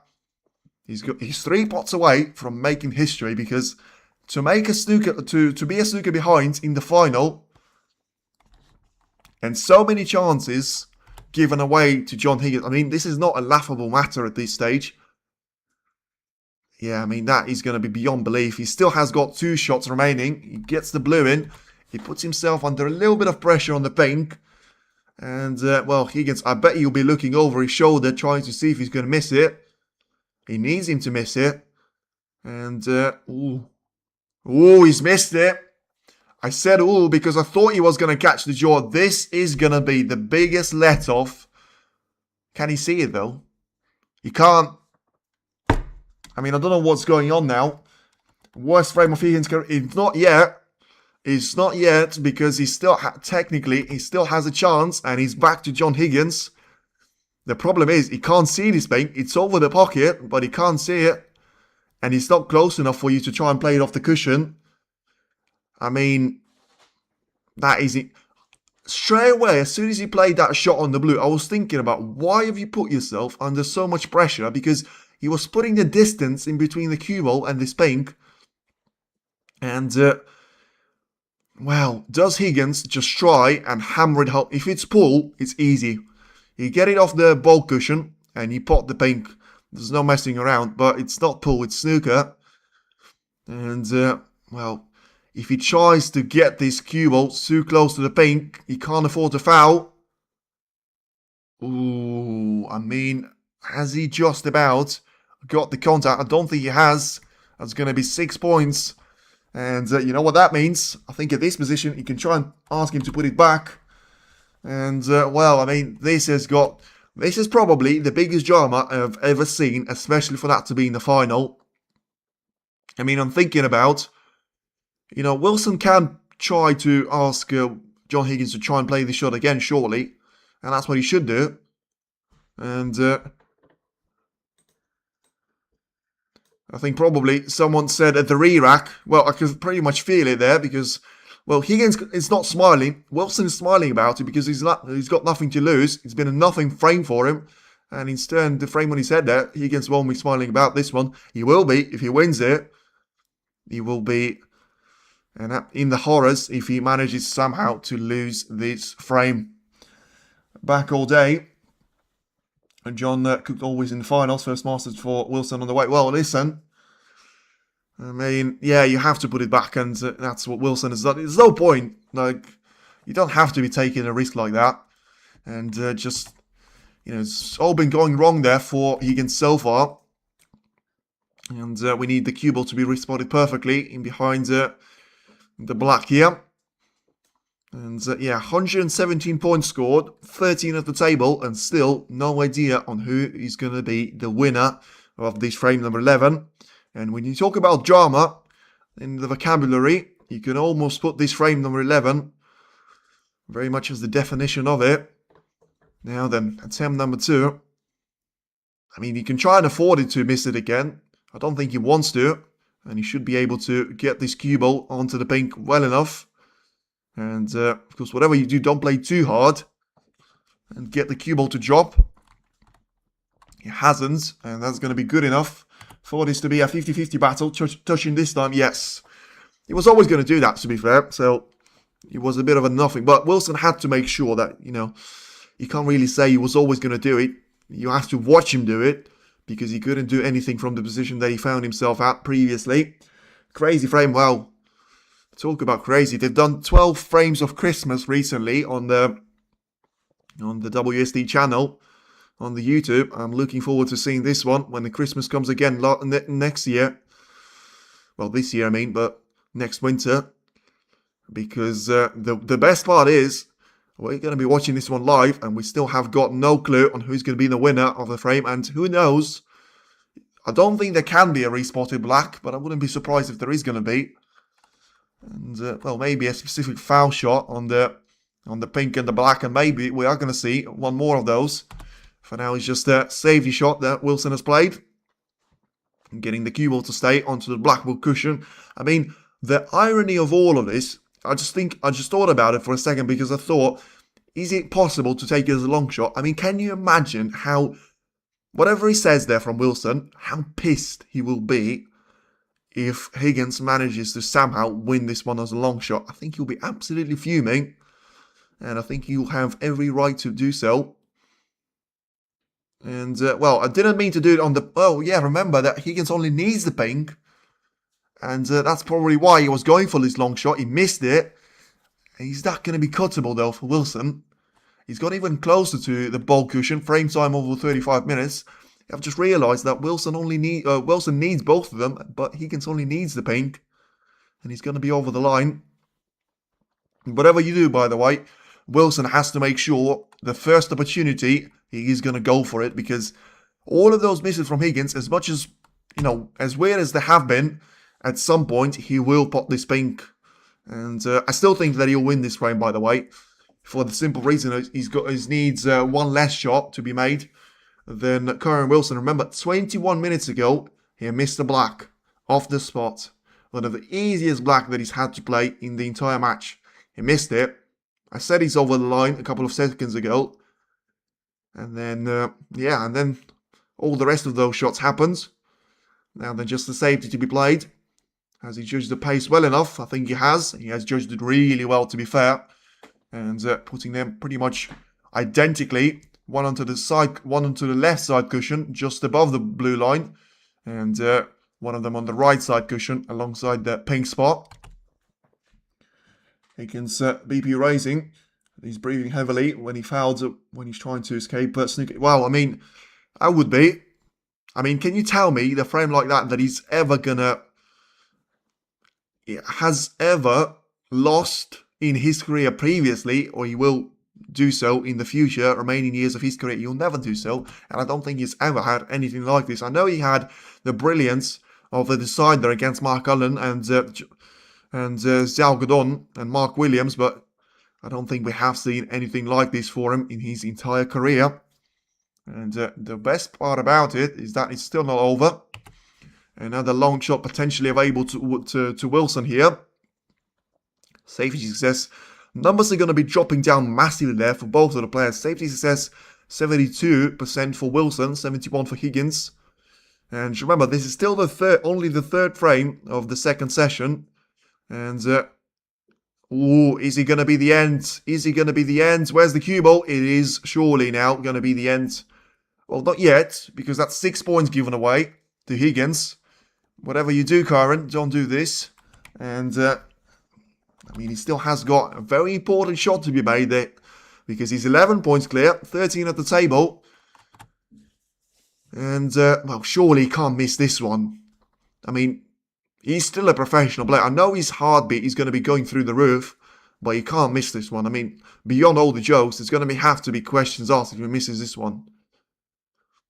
I know it's pressure, but he can't miss. He can't miss this. 23.5 minutes since the last pot on the pink into the green pocket to put all of this behind him. He's got it. All of that is going to be behind him now. And it is going to be John Higgins to win it. In the end, all of that, listen, I'm going to say this, that's going to do damage to Kyren Wilson. His hopes would have been on 0 when he came back to the table for the first time. His hopes would have been on 99 when he had that chance to make a clearance. And he missed the pink himself. Nobody asked him to do anything. All he had to do was a 6-color clearance. It was even easier than normal 6-color clearance. And yet, he nearly said bottled it. Well, basically did bottle it on the pink. And you can say that John Higgins has bottled it numerous occasions, but he's still the frame winner. And that's the thing that's going to count. And I'm very much looking forward to what the frame number 12 is going to bring now. Because Higgins, in his post-match interview, he just has to say, that was planned. I was just trying to, get him in on the ropes. And that was all planned. I had it under control. I read the script. He was always going to miss it on the pink. And I had it under control to go 6-5. Of course, the perfect case would have been for that to be the decider. And that would have been...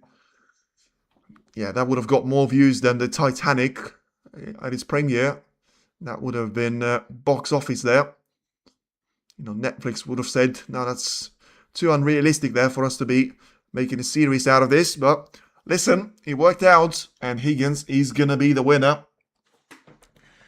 And reprieve when Wilson missed the paint, but Higgins fluffed it. Well, yeah, but I mean, he couldn't do anything about it. I mean, what are you talking about? When Wilson missed the paint, you mean the second to last shot? I mean, he couldn't do anything about it then. As much as you want to criticize Higgins for his previous shots, he couldn't do anything about it because it's not pull. All we had to do to try and get that paint was to go across the table and try and put it off the bulk. But that was way too risky. And he's done the right thing trying to roll to it. And he's probably done the right thing of giving 6 points away. Because, remember, if he plays that shot with too much power and the cue ball goes in off there, it's a ball in hand, it's a minor touch, and the paint stays over the pocket. And Wilson can win it. And he probably would have won it.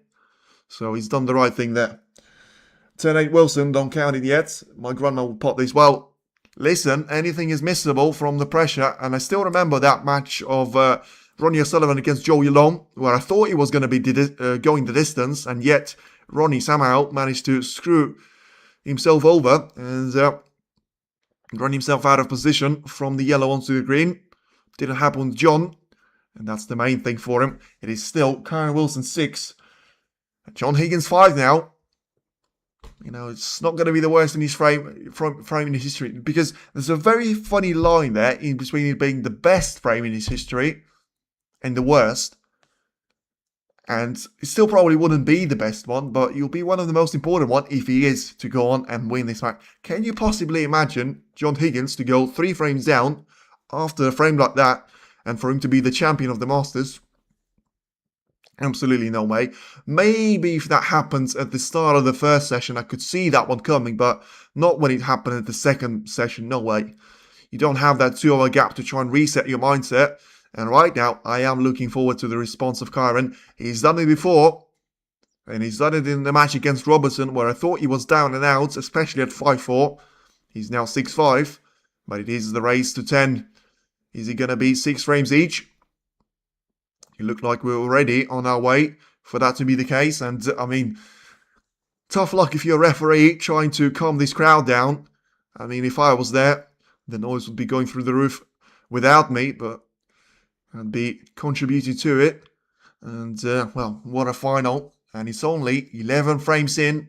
We could still have 8 frames to go there. And I did say decider and Kyren Wilson to take it. This tournament has got everything so far.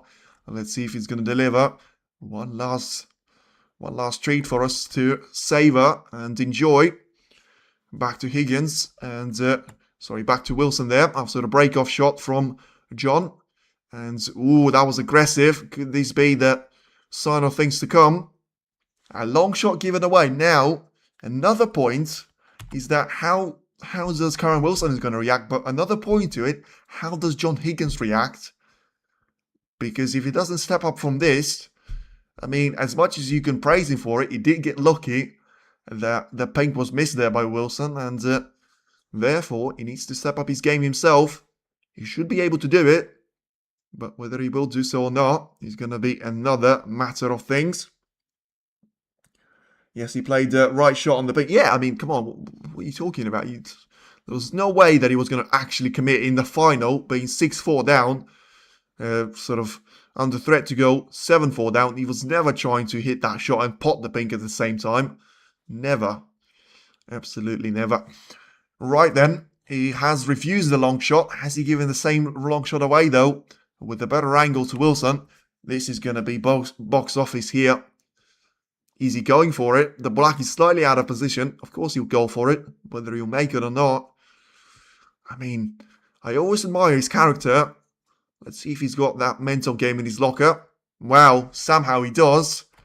I mean, if you told me to put percentage on that shot, I was going to say 90% that he was going to miss it. And I'll stick to it. I mean, what a shot this is. And he's going to be on the yellow. I mean, I'm looking forward to seeing how this break is going to go. Even if I have to pay, is on an app I can see the tournaments. So, the WSD play. And you should be able to see it in the UK on BBC. And you've got TNT Sports subscription, which is going to be there for you as well. But you just the problem with snooker is sometimes you get different locations have got different restrictions. So because of the broadcasting rights that they've got in the UK and Europe, John's saying, get me out of here. And, well, it's a tough lock for that, because you need still at least 4 more frames for you to last. And also, you don't need to last 4 frames, you need to win 5 frames, and then you're going to be out of here. And you're going to try and enjoy it as probably the biggest win of his career. I know he's a 4-time world champion, but to do it and become the oldest player to win a major against someone that's played so well as Kyren Wilson has, that's going to be something to be very proud of and put on your CV. Pot success, 91% in the first session, 141 out of 155 shots. And in the second session, slightly down on that, 88%, so 49 out of 57 shots that he's made. Made that 50 out of 58. Brilliant shot on the black. Gets a little bit of a lucky kiss on the ping. I mean, the perfect way to respond to this, to the previous frame from Wilson's point of view, has to be make a century break. Make a 147. Well, 147 is off the cards, but make a century break. That will do you very, very nicely indeed. These swans on, well, yeah, exactly. But you can try and do something about it now. Remember, he's only 1 frame in this one. He's still behind though. And remember, there's a recurring thing in sport when you try and get that gap down, but it's always in favor of your opponent. And mentally, this could be important, but also physically, it's just a matter of time until Wilson is able to take those mistakes out of his game and just make, whenever he gets the opportunity, make it right, and you're going to be through to the next frame without giving a sniff to your opponent. And once again, a century is going to be good, but also keep that nil next to the name of John Higgins is going to be extra good for yourself. And that's going to tell everyone in the building who's the boss, because that's how you react. Remember, the only reason why it's going to hurt so badly for Wilson is that because he had no hope, pretty much no hope. There's a professional aspect which you have to believe that you can win this one, but you always need to realize there's going to be a, I don't know, 1 or 2% chance that you're going to be able to win that frame. And he's gone to pretty much 60% at some point of that, all of that encounter with the pink and the black battle, and that's why it's going to hurt him badly. When you give someone hope, it can be very painful for you to lose it, and I expected that. A miss on the red into the left middle. Now then, this miss is going to be nothing without the response from Higgins. Once again, the game sometimes can swallow you up and throw you out of your lake or the sea.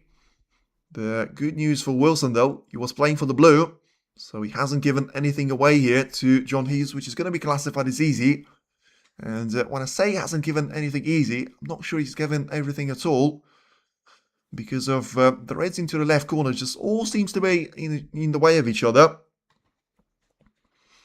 Now he's managed to find some sort of a red to try and take. This is far from easy, let alone talking about the positional play too. He's got the red in. Wow. This is what I expected, and this is going to be very interesting to watch now from Higgins' point of view. I've seen Wilson, and I expected that to be the case.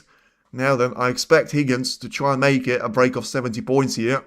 I know it's going to be difficult. He hasn't got the perfect position in place. But it doesn't have to be a break of 70 points, but he just needs to win this frame. And he needs a couple of frames right now. I want it to be taking like 7-6 in his advantage. And he should be doing that from here. In terms of winning the frame, he's got so many reds to try and make his way through. He's got the black, he's got the blue, he's got the pink on the brown spot.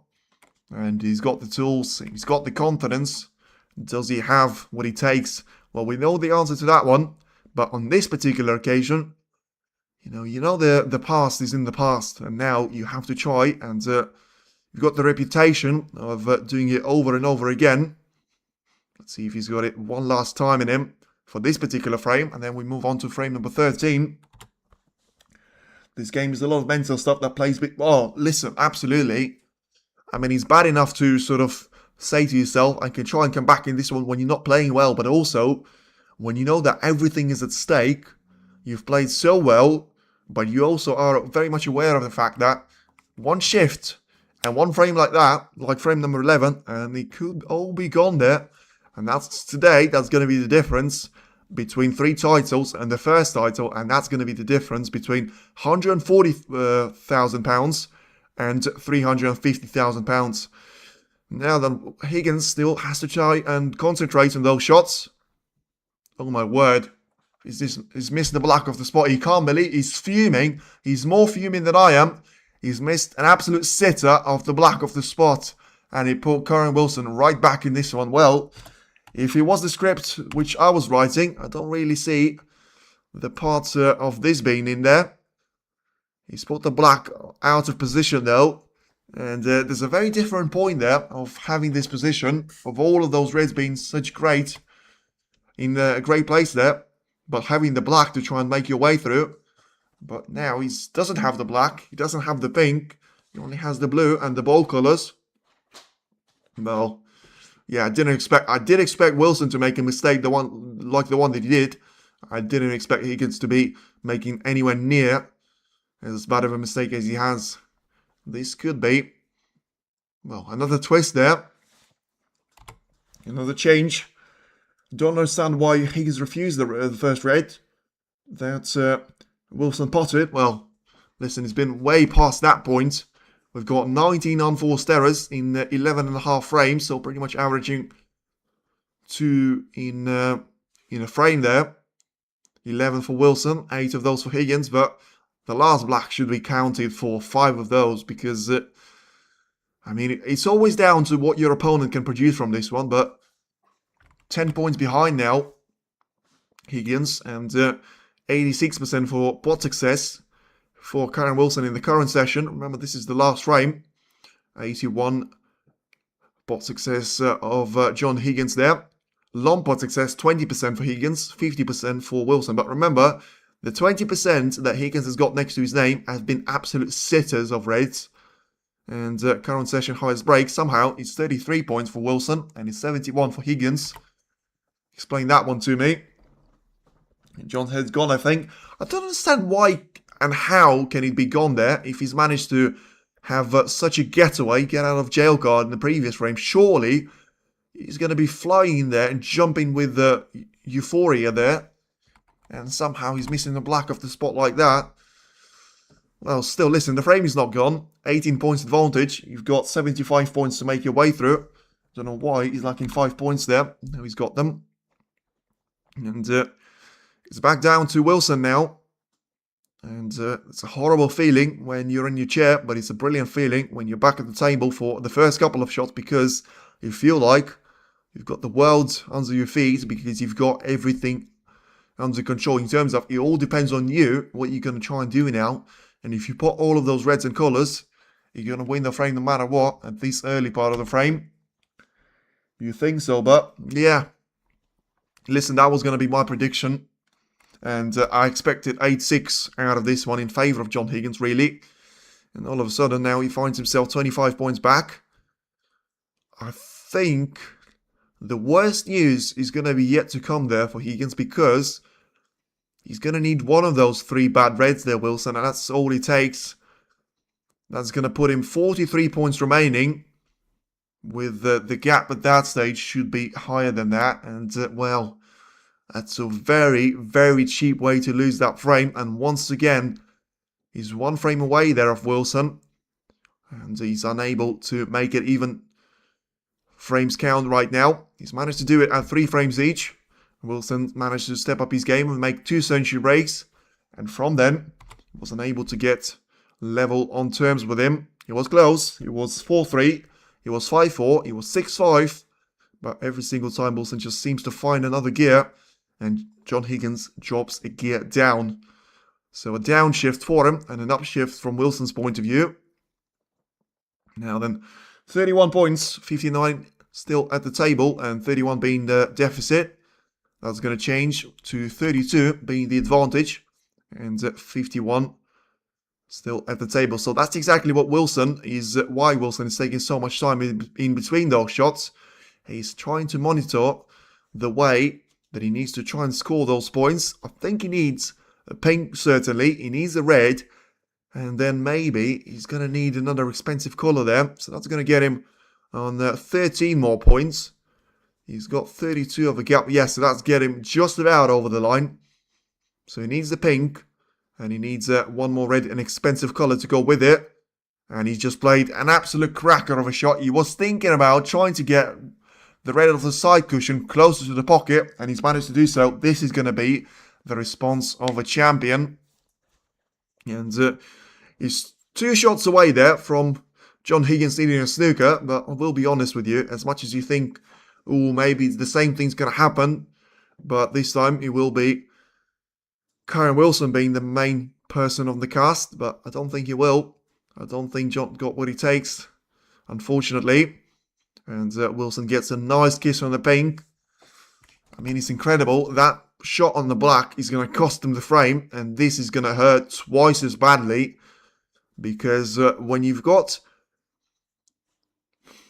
let off the hook like he was in the previous frame, and then you don't use it to your advantage, this is going to hurt 3 times as bad. Because when you feel like the snooker gods have given you the chance and you wasted it, they're not going to give you another chance like that pretty much throughout the majority of the season, or maybe a couple of those, for try to win that Triple Crown event. So Wilson clearly aware of the fact that the frame still not quite over, as he tries to take one of those reds along the black book cushion. But if it is going to be over, it is going to be the comeback of the season for this frame. And it is going to be over. And well, I would not have been surprised if there would have been a massive fist bump and a fist to the air from Wilson, because he deserves one. This has been a break to remember. 49 points as he gets the pink. There's going to be no way back for Higgins. And this is some way to get yourself through to the intermission.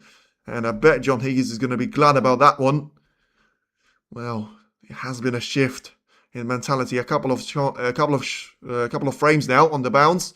Wilson is surprised that the red stays out. He tries to blow in it, but he's probably blown all the chances for John Higgins to try and have a successful late part to the second session here. It is now going to be Kyren Wilson 7, John Higgins 5, and you've got no idea the way the next, well, 13 and 14 frames are going to go, let alone frames after that. 15 minutes now of an intermission, and he certainly have got a lot of things to think about. It is Kyren Wilson 7, John Higgins 5, as we wait for 13 frame, because that one couldn't come quick enough. Stay tuned in. This match is not over just yet.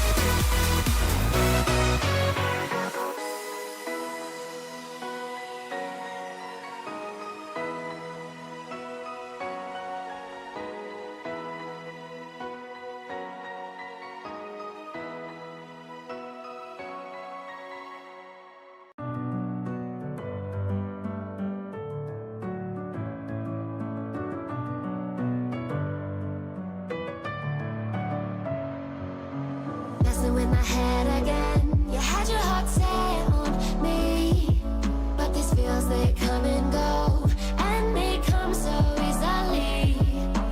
Tell me what it is about you that I can't forget, but you're breaking down my walls again, just to set me free.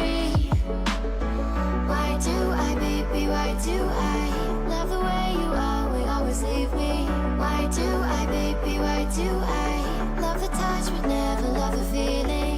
Why do I, baby, why do I love the way you are, will always leave me? Why do I, baby, why do I love the touch but never love the feeling?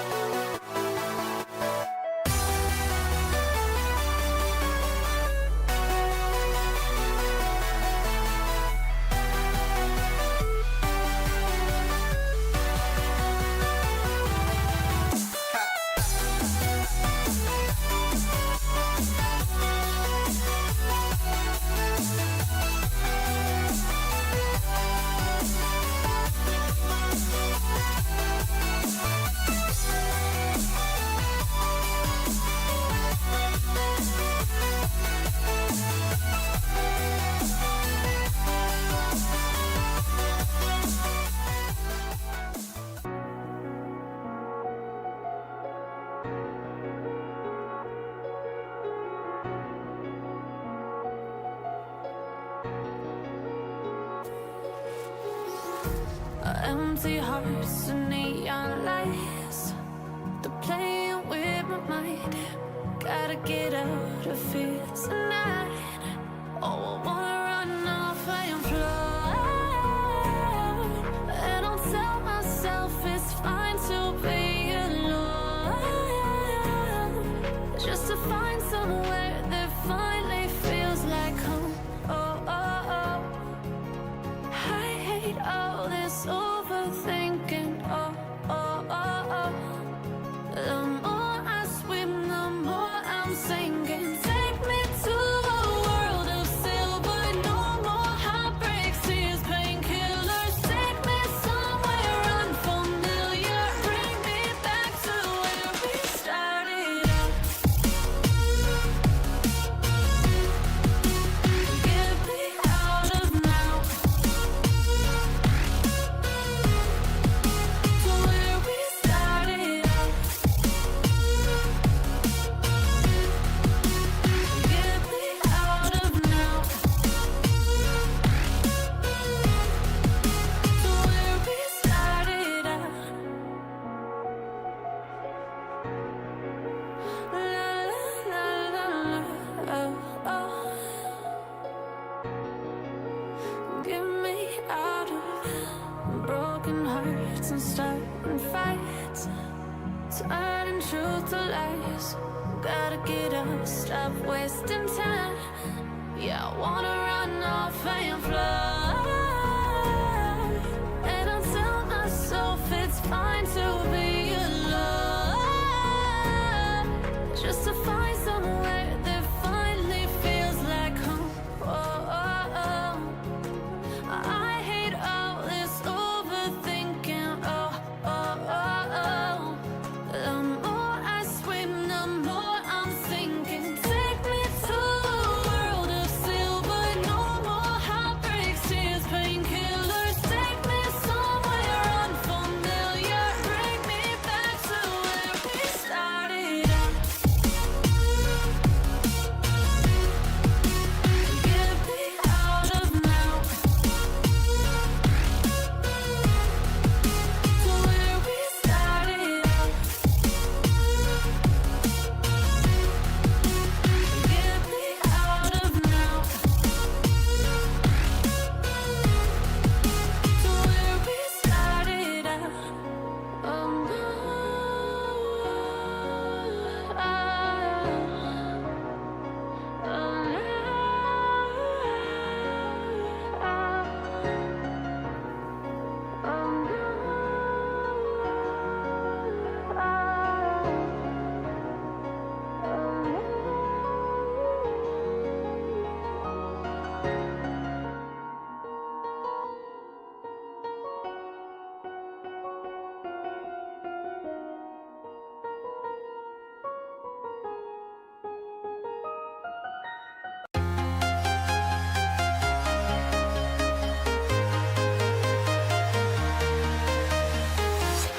I'm walking alone, the streets are empty. The only thing I can see is my own silhouette. I'm getting stronger, step by step. The clock is ticking, but there's no time for regrets. I've been flying from town to town, from London to Taiwan. I've been all around the globe, trying to protect your soul. We are heroes tonight. We will fly above the sky. We are heroes tonight. Yeah. We are heroes tonight.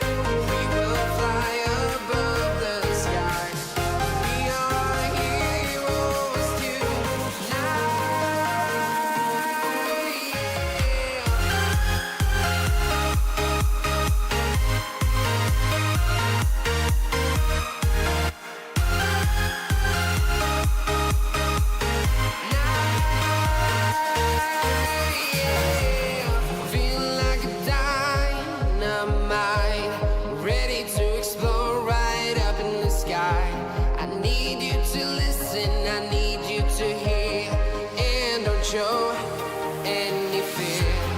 I've been flying from town to town, from London to Taiwan. I've been all around the globe trying to protect your soul. We are heroes tonight. We will fly above the sky.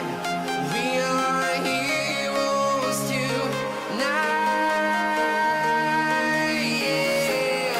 We are heroes tonight. We will fly above the sky. We are heroes tonight.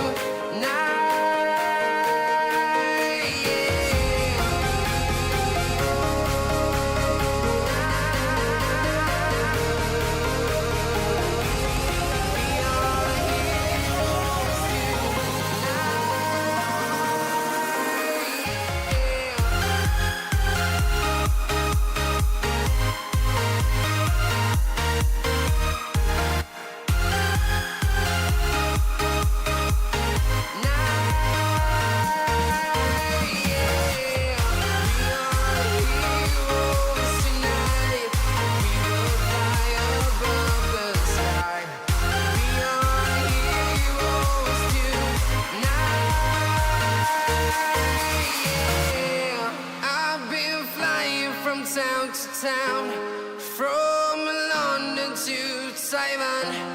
I've been all around the globe trying to protect your soul.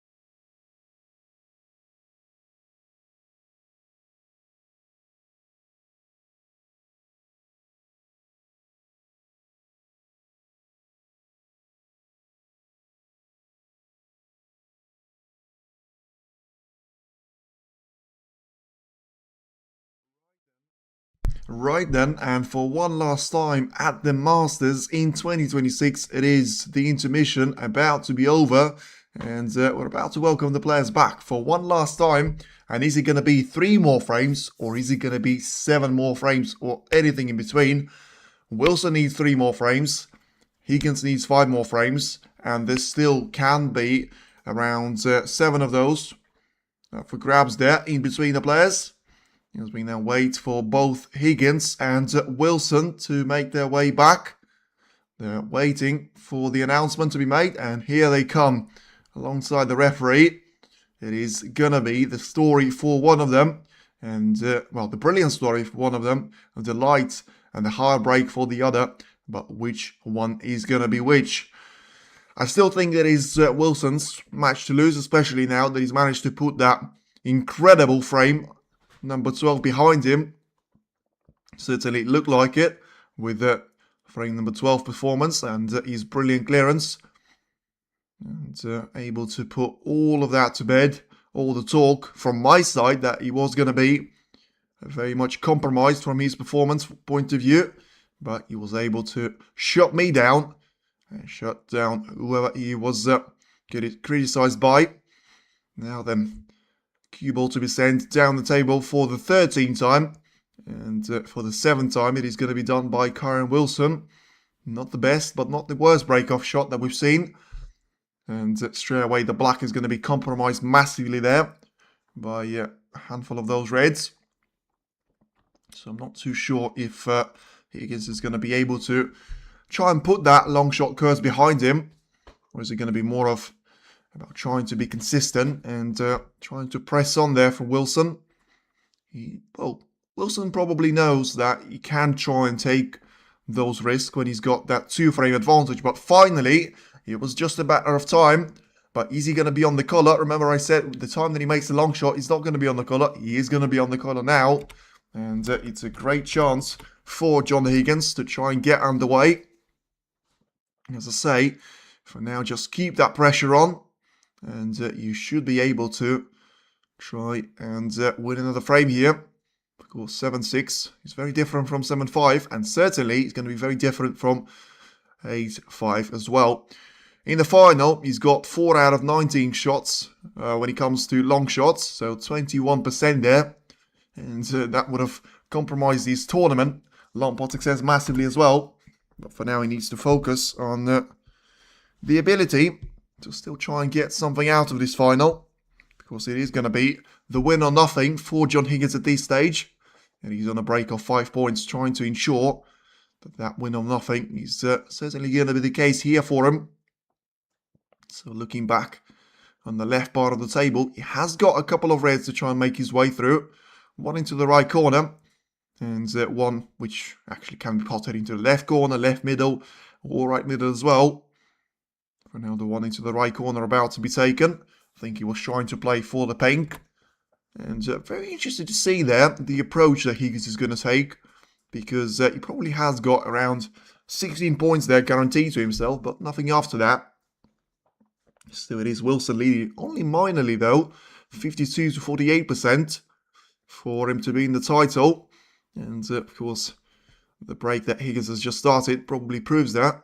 You know, that percentage does actually make sense there. He's 12 points clear. And he's got one more red to try and make full usage of. Surely, get himself onto the blue. The pink is going to be out of the way and underneath the main pack. And make sure you're going to have the best possible chance to make this match go a guaranteed frame longer.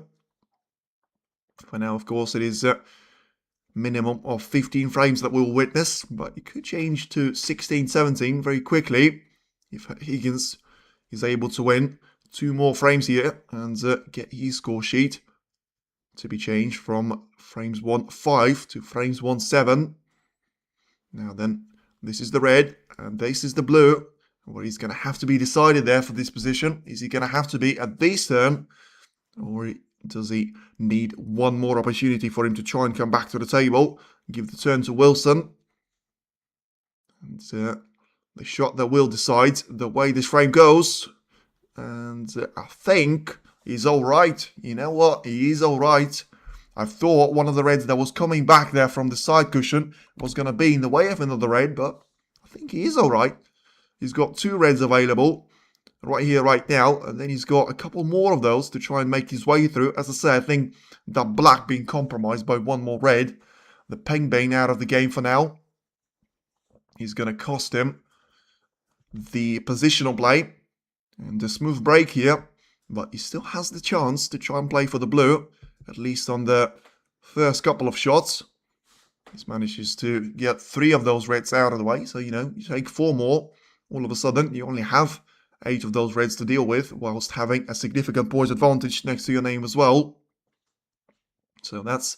I mean, Higgins is desperate to try and get on the pink here. Even though it is going to be a temporary thing, of course, because the pink will have to be respotted closer to those reds.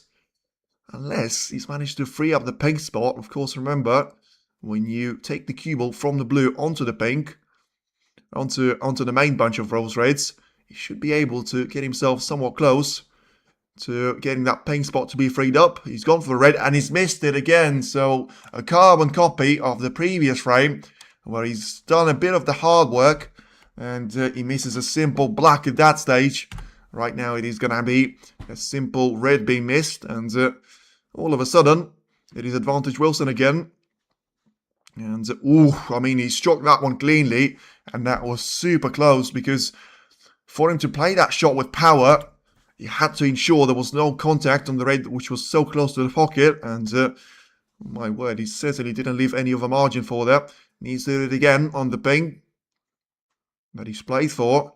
And backspin shot applied. So this is going to be interesting. So pink has to go on his spot now. And especially with the cue ball being, well, pretty much occupying the place that you would have to go towards. And the pink spot would have been available. So once again, 717 points scored there by Wilson in his final. 546 of those for Higgins. And he just seems to take the fine edge on a couple of those frames. And surely it can only get better for him. And it can only get worse for John Higgins if he's unable to fix the mistakes. So far, the answer in this frame has to be no. Higgins struggling. He is. And it's not going to be getting better for him at this stage, because Wilson is able to punish him for those mistakes. He's done so in the previous frame. And I wouldn't be surprised if he does it here again. Although we have quickly lost all the reds that he's managed to make into the open play there, Higgins. We're about to get the 6th one out of the way. So that's going to leave 9 for Wilson to try and negotiate his way through. I think straight away, off the blue, into the pack, bang. You've got 6 reds to try and spread it out away from each other. And that probably is going to be the way for you to try and go on about the business. He's taking it.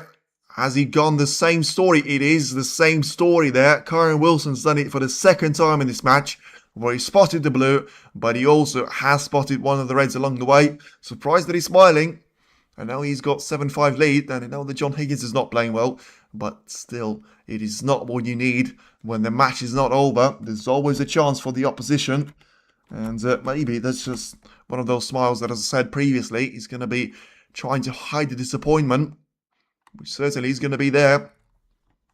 The incredible thing, of course, the cue ball bounced away far enough from all of these reds so that John Higgins doesn't have anything easy available to himself.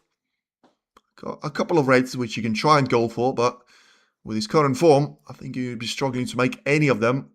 Not even going to talk about the way that he has to find the long way round of the cue ball to try and land himself on the blue. And surely he's playing a safety shot. He's not going to be taking the shot along the side cushion, and he wasn't. And facepalm it is.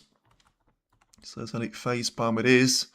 And back to square one for this frame. So not the best, but not the worst case scenario for Higgins. But I mean, he does have an absolute carbon copy of that match against Weezer written all over it. And he's probably just got closer to that. Another brilliant long shot. Wilson is going to win this match. Breaking news. 13 frame. Well, middle of 13 frame. I know he's run himself out of position, but he's going to win this match. He is playing so much better than Higgins. And unless there's going to be that drop-off that we've seen in the match of Trump against Higgins, which was significant, in the match of Wilson against Robertson, in the match of Weezer against Kyren Wilson, I just think we're far beyond that point. And when it's the final, you're going to have one of the players playing super well, one of the players playing alright, but at this point, Wilson is the better player. And him making this round will confirm that and boost his chances massively. But even if he doesn't miss it, I just think there's going to be way too many errors to be seen from Higgins' point of view. He has missed it. So as I say, that's my prediction. I'm not saying that I've got any evidence to say that I know the outcome of the match, but I think Wilson is playing well, way too well for him to be losing this match overall. And not quite over yet. Yes, that is true. He's missed the brown, to be fair. So it doesn't change my mind though. I still don't think he can got what he takes. He can win a frame or two, but I don't think he can win 5 out of the last 7 for him to be the winner. Whatever you say about it, I don't think that's going to be the case. For now, though, focus on what's happening ahead of us. He's got on the pink. He's managed to roll this one in, which was a good shot. Compromised previously on one of the viewers. And remember, he's actually the player ahead by 15 points. So that's going to be an extra helpful thing for him as well. So as he's got 15 points of a gap, he's going to need one of those reds at least. And I think he's going to need 2 of them off the side cushion. 16 points advantage. May need only 1 of them. But with them being so close to each other, it's quite tricky to get one of them without getting the second one in. But also, it's not going to be easy to get at least one of them in. I told you, I could see this one coming, and it's only going to get worse. Higgins has missed an easy pink. It was a shot off the spot, and he was a sitting duck out there. He is going to get only worse. And unfortunately, he is looking to become the oldest player to lift the Pole 100 trophy and just to win a major. For a reason, it's not easy to try and maintain that pace when you're aging out on 50 years of age. Well, when you are 50 years of age, he's going to be 51 in May. Unforced errors, 10 from Higgins and 11 from Wilson. Well, if you talk about it on a frame basis, he's still probably going to get another chance, but I just think it's not sustainable, and he knows it better than I do. He's going to lose confidence as the match goes through it, and he needed a shift in pace because those things have been happening in the first session, but it's just a matter of time until Wilson finds another gear and he's able to run away with it. He's just found another brilliant shot into the middle. Embarrassing. It is understandable, but it also is embarrassing, unfortunately. And I'll tell you who's going to be fuming about this one. I was thinking about in the interval, Watchalong. 2 words. How long has it taken Kyren Wilson to get back his form? What was it? 1 month? That is, well, I mean, he's been struggling for form for 2.5 months. He comes back to the first tournament, bang, second round, bang, quarter-final, bang, semi-final, bang, he's in the final. He's 2.5 frames away from doing something that Watchalong wasn't able. With all the form that he's had, he hasn't been able to do anything like that in more than 14 months now. Well, 13 months now. It is going to be very weird for him to be watching this one, because I think he will be. And don't tell me he didn't have the chance. He had a decider, and he had the advantage against John Higgins. And when you're unable to beat the opposition, sometimes somebody else will do it for you. Of course, I'm not going to do the same thing. I'm not going to say that this is over, but I am going to say that it's only going to get worse, and it's only getting better for Wilson because he's finding some brilliant shots there. It was pretty much a long shot that he was taking that cut with into the left corner, and still finds himself 8 points behind. But things need to get better from Higgins' point of view. It doesn't even have to get worse from Wilson, because someone said in the interval that he's not back to his best, but it's still good enough for him to be the winner. Higgins needs an absolute revival, and well, he needs something very special to very much try and lit up his performance. And he had a bit of a glimpse there. Wilson is not happy with the way he got into contact on those 2 reds. He's still 6 points behind. Smiling about it, but clearly disappointed. And yeah, 15-1 points on the table. Try and fix that as soon as any of those points are scored. So 6 points is the difference. 3 reds. 2 of them compromised. The brown is on the side cushion. The black is out of position. This could be a very lengthy frame until we get to the bottom of it. And well, Wilson trying to maybe just push one of those reds slightly away from the side cushion. Managed to play a shot good enough. to avoid leaving any of those long shots out. Remember, John Higgins somehow managed to actually take one of those long shots into the right corner at the start of this frame. The problem is, that was probably the best thing that he's done in the second session so far, apart from maybe winning the opening frame, to be fair.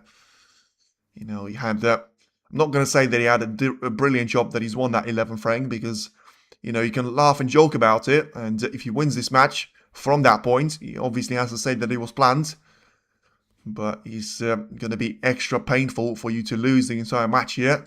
It's played across double, which, I mean, he's played that shot pretty well, but he still didn't get enough on the red part of things, and he's going to be close enough to the pocket. Wilson has been making those shots for fun so far. I think this one probably is going to be missed there because of the way the cue ball is positioned onto the cushion. Well, I thought it was going to be missed. Wilson didn't think so. He's on fire, and I think he's on 3 out of 4 last long shots that he made. And I don't really understand what Higgins can try and do about it. His weakest part is the long shots, which is going to be the starting point of you getting on the break. And the strongest point of Kyren Wilson's game right now is going to be long shots. It's an impossible circle for you to try and get out of. The only point that Higgins had in this frame was the points advantage. Well, that's gone. Wilson has got the shred available into the right corner for him to try and go something like 7 points clear. If he takes it on the pink, he's going to try and take it with the blue. It's a nice shot once again. I mean, it's the same thing that happened in the match against Boise. I mean, I'm never going to be tired of talking about it. And he only got worse from Higgins, and he only got better for Wu because he realized that his opponent wasn't a threat.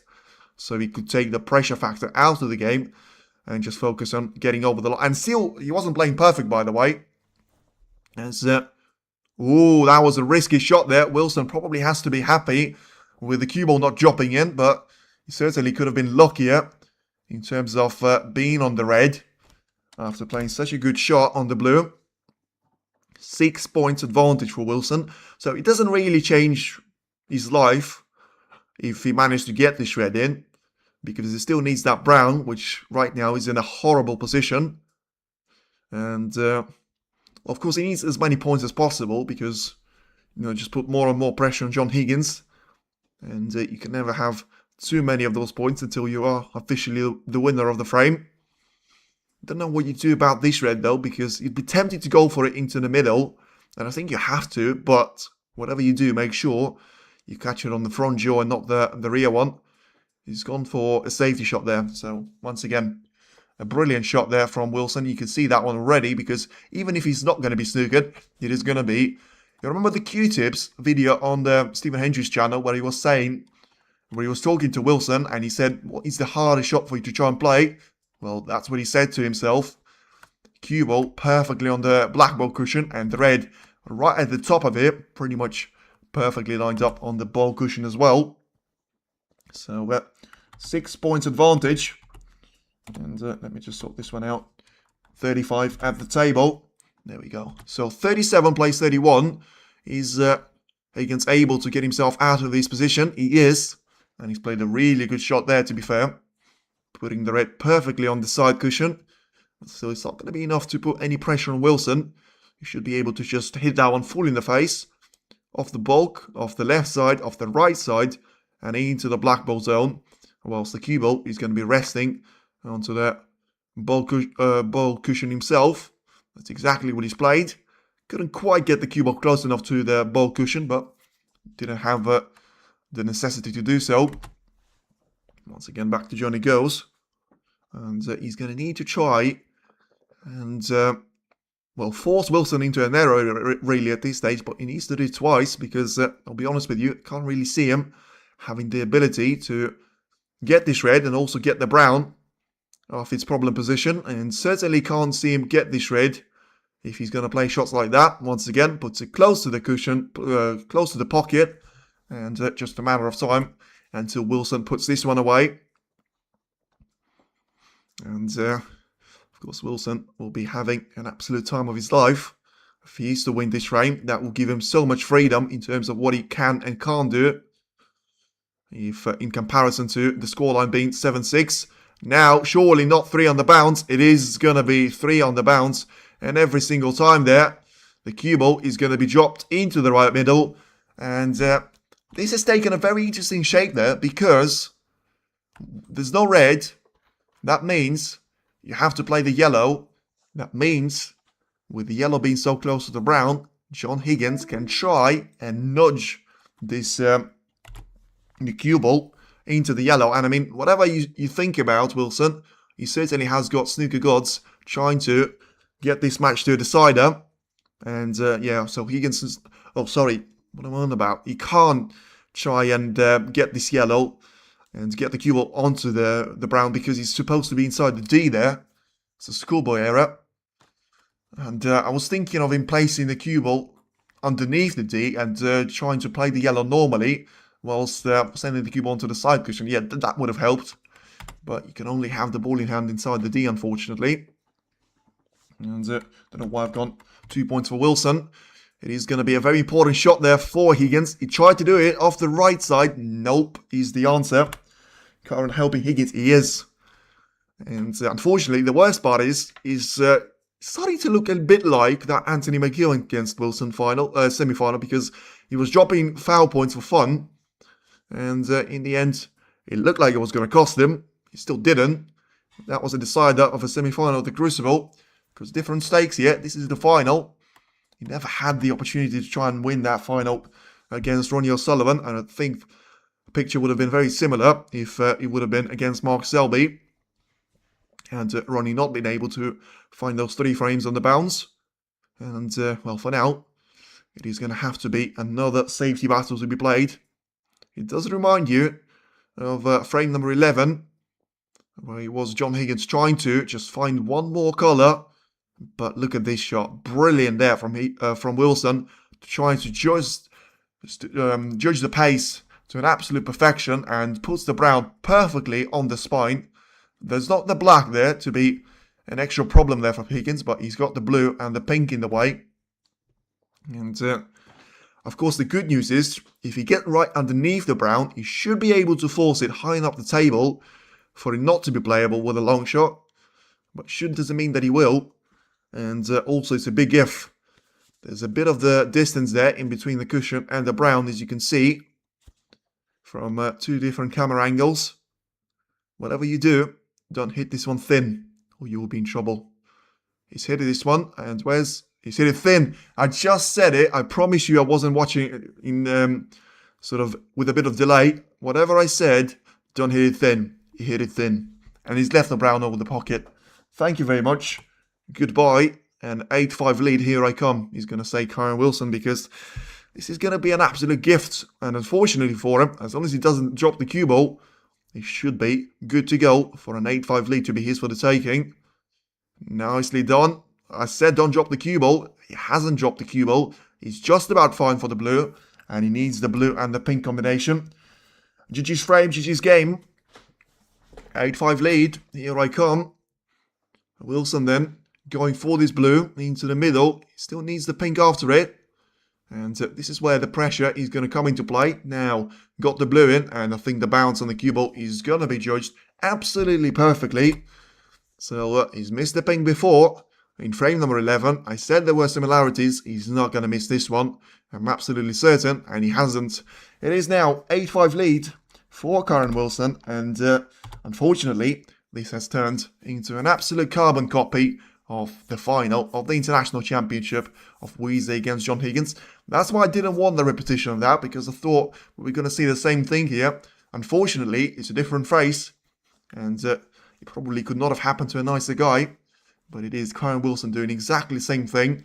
A very even Stevens in the opening session when it comes to, apart from Weezer being able to win the last couple of frames.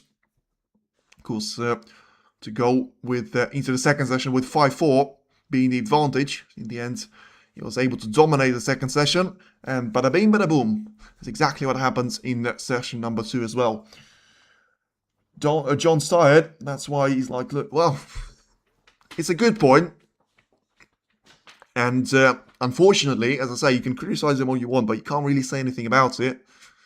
You know, there's a reason why he's looking to become the oldest player to win the major, and there's a reason why it's such an incredible achievement. Because it is difficult to do when you're 50 years of age And these sports, after you played 2 very difficult matches of the quarterfinal and semi-final against the world champion and the world number 1. And listen, Trump can't complain, Zhao Xingtong can't complain. The fact that he couldn't make it past John Higgins, you can't use that argument against him that, well, you know, we could have performed better. Well, you didn't against him. So it was his spotlight. Can't use it, but only for now. He's got around 2 more frames to try and turn it around. And if he loses both of them, it is going to be, as far as I'm aware, the exact scoreline of his match against Weezer. I think that one finished 10-5. And I think this one is well, certainly possible to finish on his way. So 10-6 it was. Let's have a look. I'm just very curious to see. So it was 6-4, 7-4, 8-4, 8-5. It was 8-5, then it became 9-5, then it became 9-6, and then it became 10-6. Well, the script is there. Let's see if we're going to try and stick to it. Of course, I hope we don't, because I still think that John has got so much to offer. And a bit of time there for him to wait as the crowd's still taking the seats. And Higgins and Wilson will be looking to try and entertain the fans. But, well, Higgins has to try and entertain himself for the first time in a couple of frames here. He is finding himself in a very problematic position. It was 6-5. It is now 8-5. And it is massive advantage to Kyren Wilson. Who do you think is going to win? Well, I think you can understand. I'm not going to say it's all over because that's what I said at 3-0 for Chomp against Higgins. And we all know who won that match. But I'd certainly say Wilson has got a massive opportunity to try and win it. And by the way, before he takes his shot on, I'm just going to take a quick look at the odds right now. 116, yeah, I think that's fair. I was going to say something like 120. For him to be the winner, and 120 probably generous. So let's see what kind of shots he's going to be going for. He's gone for a risky one, but still gets the cue ball way beyond the baulk line. I say way beyond the baulk line. It is going to be right in behind all 3 colours. Not straight in behind any of them. But in terms of the position of the cue ball in relation to the baulk line, it is going to be quite close. And another long shot available. You know what's going to happen. But I hope I'm wrong about this one. I actually think this one looks like he may be able to pot it. And he does. But the point has to remain of is he going to be on the colour? And surprisingly, just about will be. It's a really good shot there by Higgins because that wasn't easy. I mean, he had to make 3 cushions there pretty much for the cue ball to land, well, 2 cushions at the end of the black ball cushion and of the right side as well for him to be on the left side of the blue. And the position is decent. The black is covered up though. And the pink is going to have its access limited to the pockets.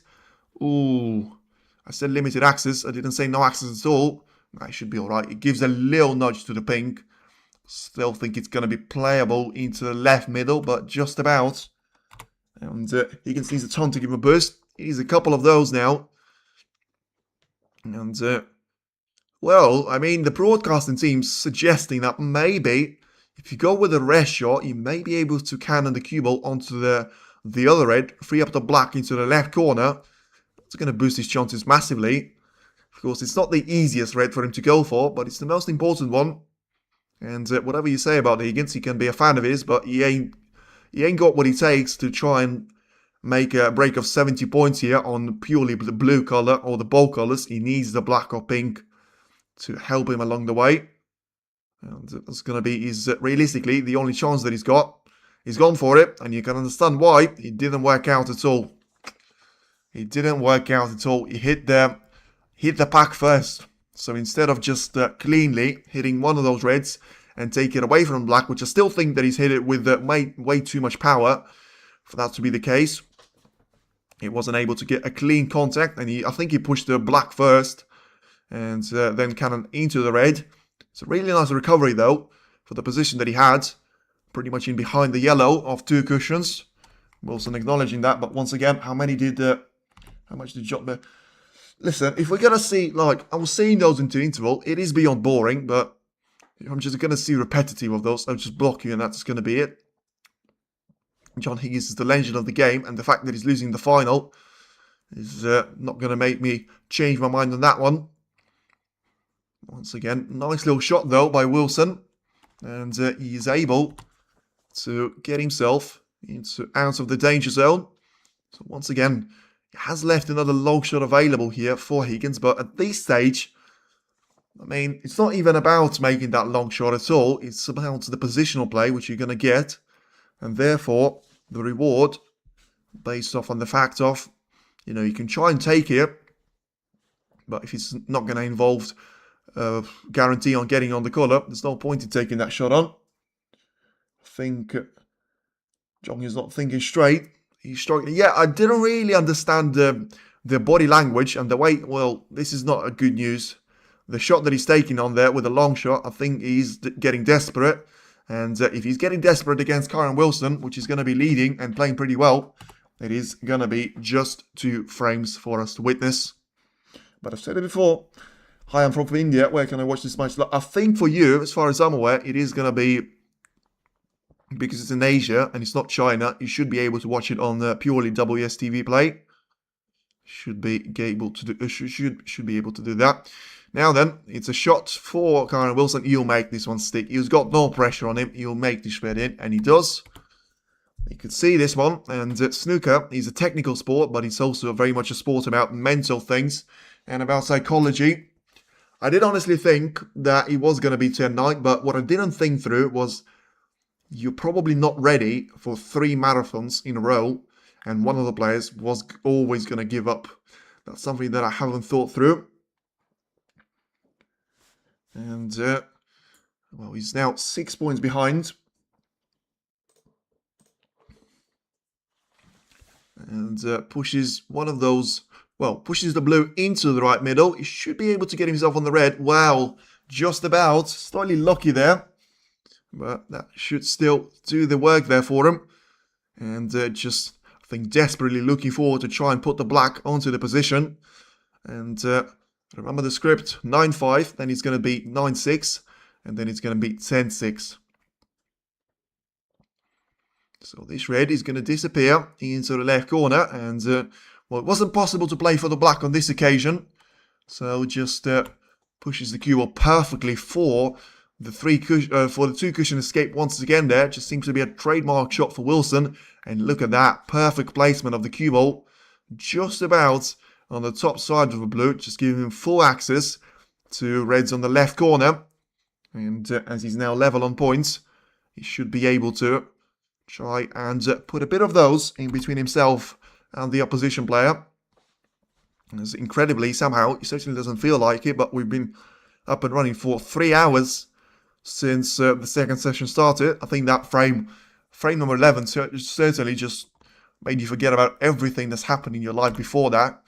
It was breathtaking.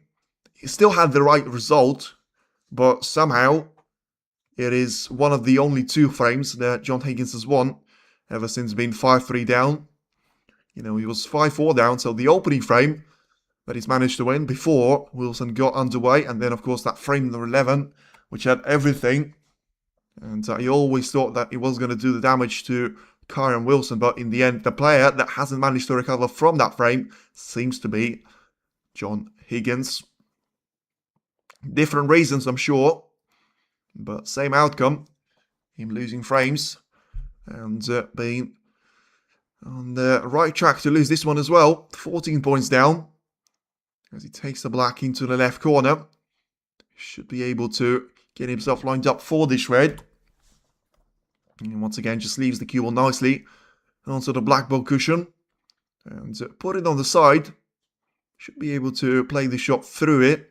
And I think he's got this red close enough to adjust the power if he wants to play for the blue. He didn't need to. And once again, he's going to have enough of those reds to try and make his way through and get himself lined up for a couple of those to be taken into the right corner. Of course, another thing for John Higgins to be aware of was going to have to be, whenever you get to that magic number 9, sometimes it can take time for you to get over the line. And that's why he had to be there when it matters. And right now, it doesn't seem to be anywhere near that stage. It's 30 points down. And I don't think there's going to be another mistake coming up. Wilson surely has to put... Or there's not going to be any pressure on him now. And that's the problem from Higgins. Because he's going to have the mental impact. Because he knows better than anyone that he hasn't been playing well. And that can play on your mind badly. But Wilson knows that he's playing better. You may not say that he's played, best snooker of his life. But he doesn't have to. As long as you win. Especially if you win quite comfortably. That's all that matters to you. And we've seen John Higgins come back from 3-0 down. From being 3 frames down. 4-1, 3-0, 5-3. We haven't seen him come back from 4 frames down. And I think this could be imminent for him in 5 or 6 minutes or so. As he's now 38 points behind. So this blue about to be taken. And maybe Wilson is happy to try and give it another shot. Of course, it wasn't his luckiest shot so far in the match.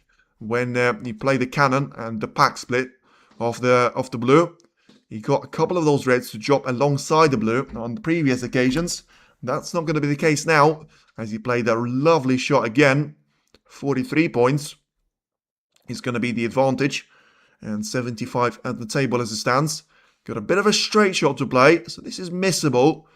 And he uses the length of the pocket nicely. So 44 points is the advantage. As he's now trying to get this black into the right corner, get a monster red, and he's got 4 of those to choose from. Surely there's not going to be any way where he makes it wrong. Ooh, he nearly has. Just as I say that, that's probably a warning.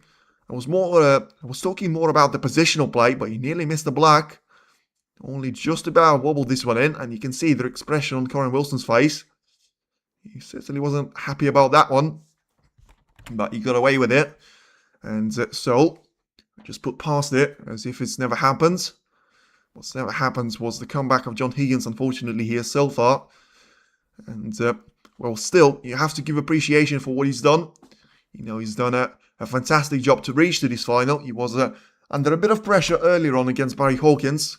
And certainly under a lot of pressure and scrutiny against Joussington and Watchalong. And yet, he always seemed to come out on top. But the problem for him has to be the fact of reaching the final and for now being outplayed in this final completely, especially when it comes to the second session here. For him to try and win that 11th frame. Super important at the time, I thought. In the end, it proved to mean absolutely nothing. And takes second best comeback in Masters history to win now for John. 9-5 down, it is. And we've seen it before. But are we going to see it again? And of course, you're never going to be playing too well when you're 9-5 down. But I just don't really feel that there's going to be so much of a margin for Kyren Wilson to make this so badly wrong. And, well, right now, it is going to be 71 points of an advantage here for Wilson. Over possible 1-2-1. For him to try and make his way through. Ooh, he doesn't quite manage the 3rd century break. And he still marches on comfortably towards that first Masters crown. And we all remember what it meant to him to try and beat Jack Jones in what many believe was the worst World Championship setup in, well, maybe in this century, but certainly in a while. This has been one of the best Masters tournaments that I've certainly ever seen. And hasn't probably been the best final, but that can happen sometimes. When you've played your snooker to get to this final, when you had to work so hard, sometimes it takes a lot out of you. And, well, you may have actually played your best snooker before you reach the final too. And, seems to be the case with Higgins. Not so much with Kyren. He just seems to be really steady and playing steadily good as he takes a walk to the bathroom break. I understand why. Just calm him down. Make sure he tries to normalize it as much as he can. Of course, he can't do it 100%. It's not possible. He's not a robot. Trying to just set himself to default.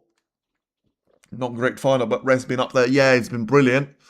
And it's always a bit of a bad taste in the mouth when you've done so well to reach this final. And yet, well, for fans, I mean, when you've enjoyed every single match to get to this final, and then the final doesn't quite deliver. As I say, I expected a decider, but that was me being a naive guy there and just expecting to be everything in fantasy world. It's not going to be a rainbow here, especially if John Higgins loses one more frame there. He has got that triple crown set, but John Higgins is going to allow Kyren Wilson to get 2/3 of the way in there. And, well, arguably, the two more difficult sides, well, it's not really difficult. The Crucible has to be more difficult than the other two, but the Masters, to win the Masters is probably not more difficult, but it's certainly not a lot easier than winning the UK Championship. John will be gutted. You will be. I will be to an extent, because as much as I wish Wilson well, I always want the, well, not to be disrespectful, but the old guys to try and win it, because they've got less time left in the game. And, you know, for him to try and reach this final for the first time since 2011, all of that will be in the back of his mind. And unfortunately, right now, it is 5 frames on nothing. But it's still possible. Listen, we've been there before. Snooker is one of those sports which is going to be the only one where things can change in no time at all. You win 1 frame, you win 2 of those. You're never going to be the favourite until you force a decider, but at least you're going to try and hang in there. But for Higgins, he can't try and hang in there. He needs to try and find his game.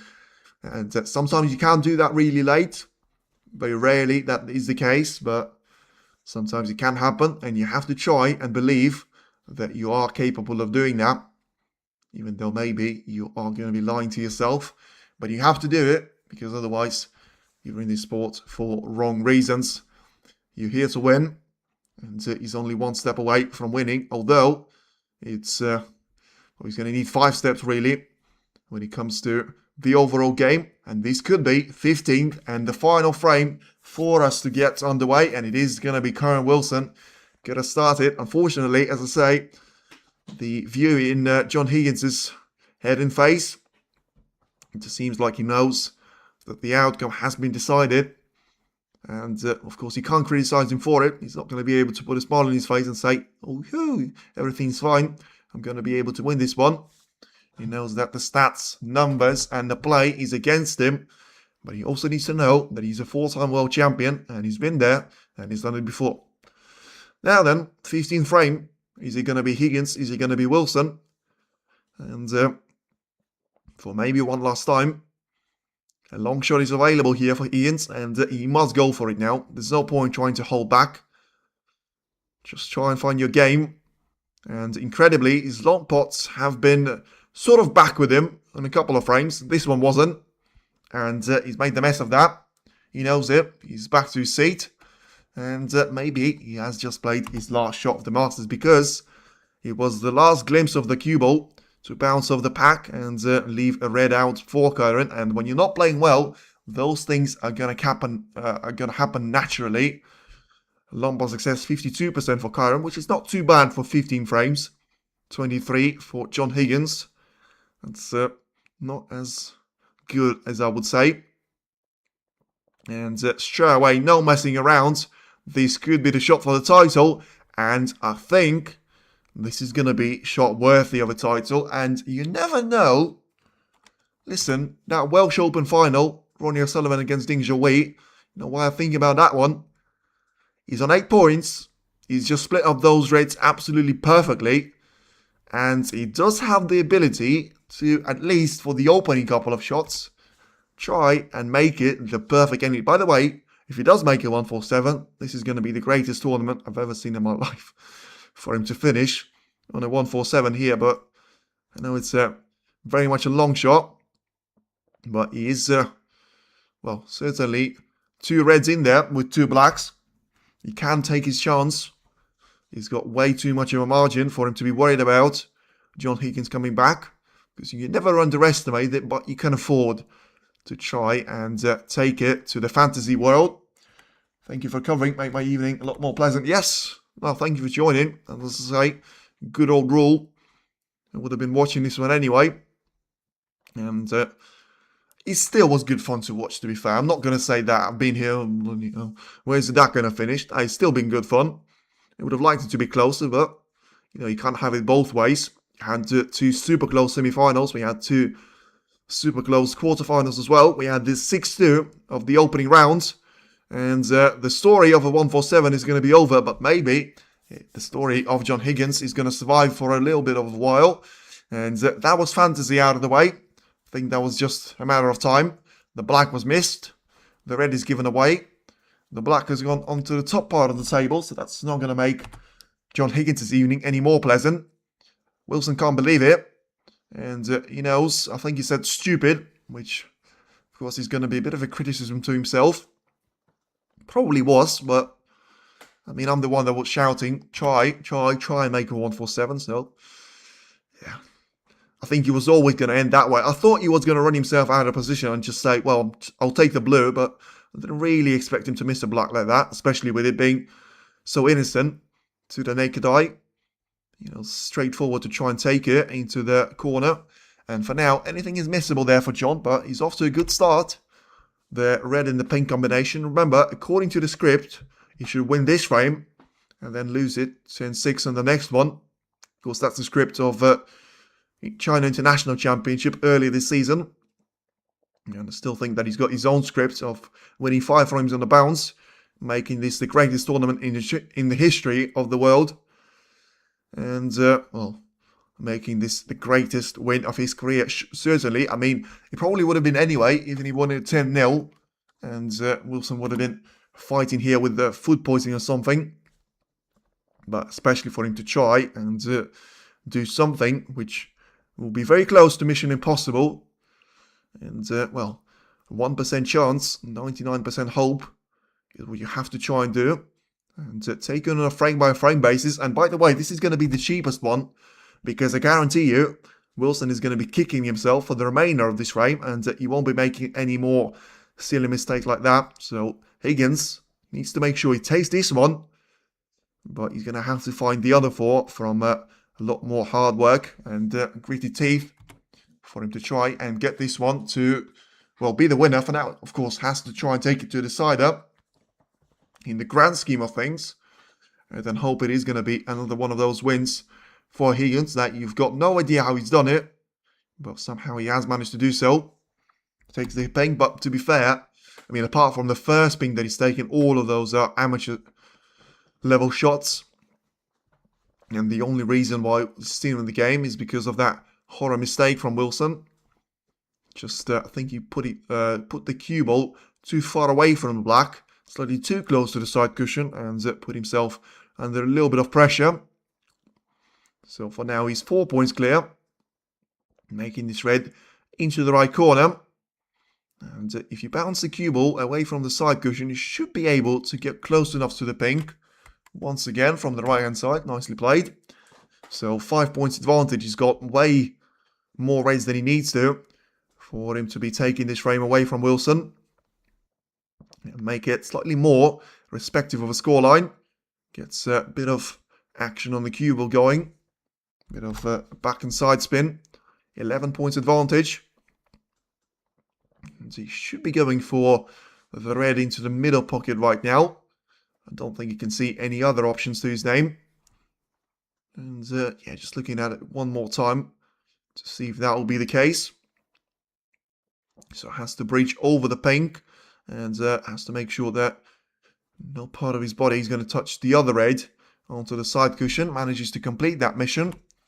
So the break of 50 points will feel like a 140 break for him at this stage because of the way that he's been struggling to find form ever since that incredible frame number 11, losing 3 on the bounce. It's finding himself 4 frames behind. Takes the pink into the left corner. Whatever you say about John Higgins, he will try to fight back for as long as he can. So 35 points here, so 18 points is the advantage. Still 83 at the table. Should normally, under normal circumstances, should be cruising to the frame win. It hasn't quite been the way and the story of John Higgins so far in this match. And 3 hours into the second session. You could still see a couple of more twists coming on the way. This pink is going to be potable into the right corner. But ultimately I think it is going to be down to just managing the last couple of reds. And he still has a minor cannon of those to try and make his way through.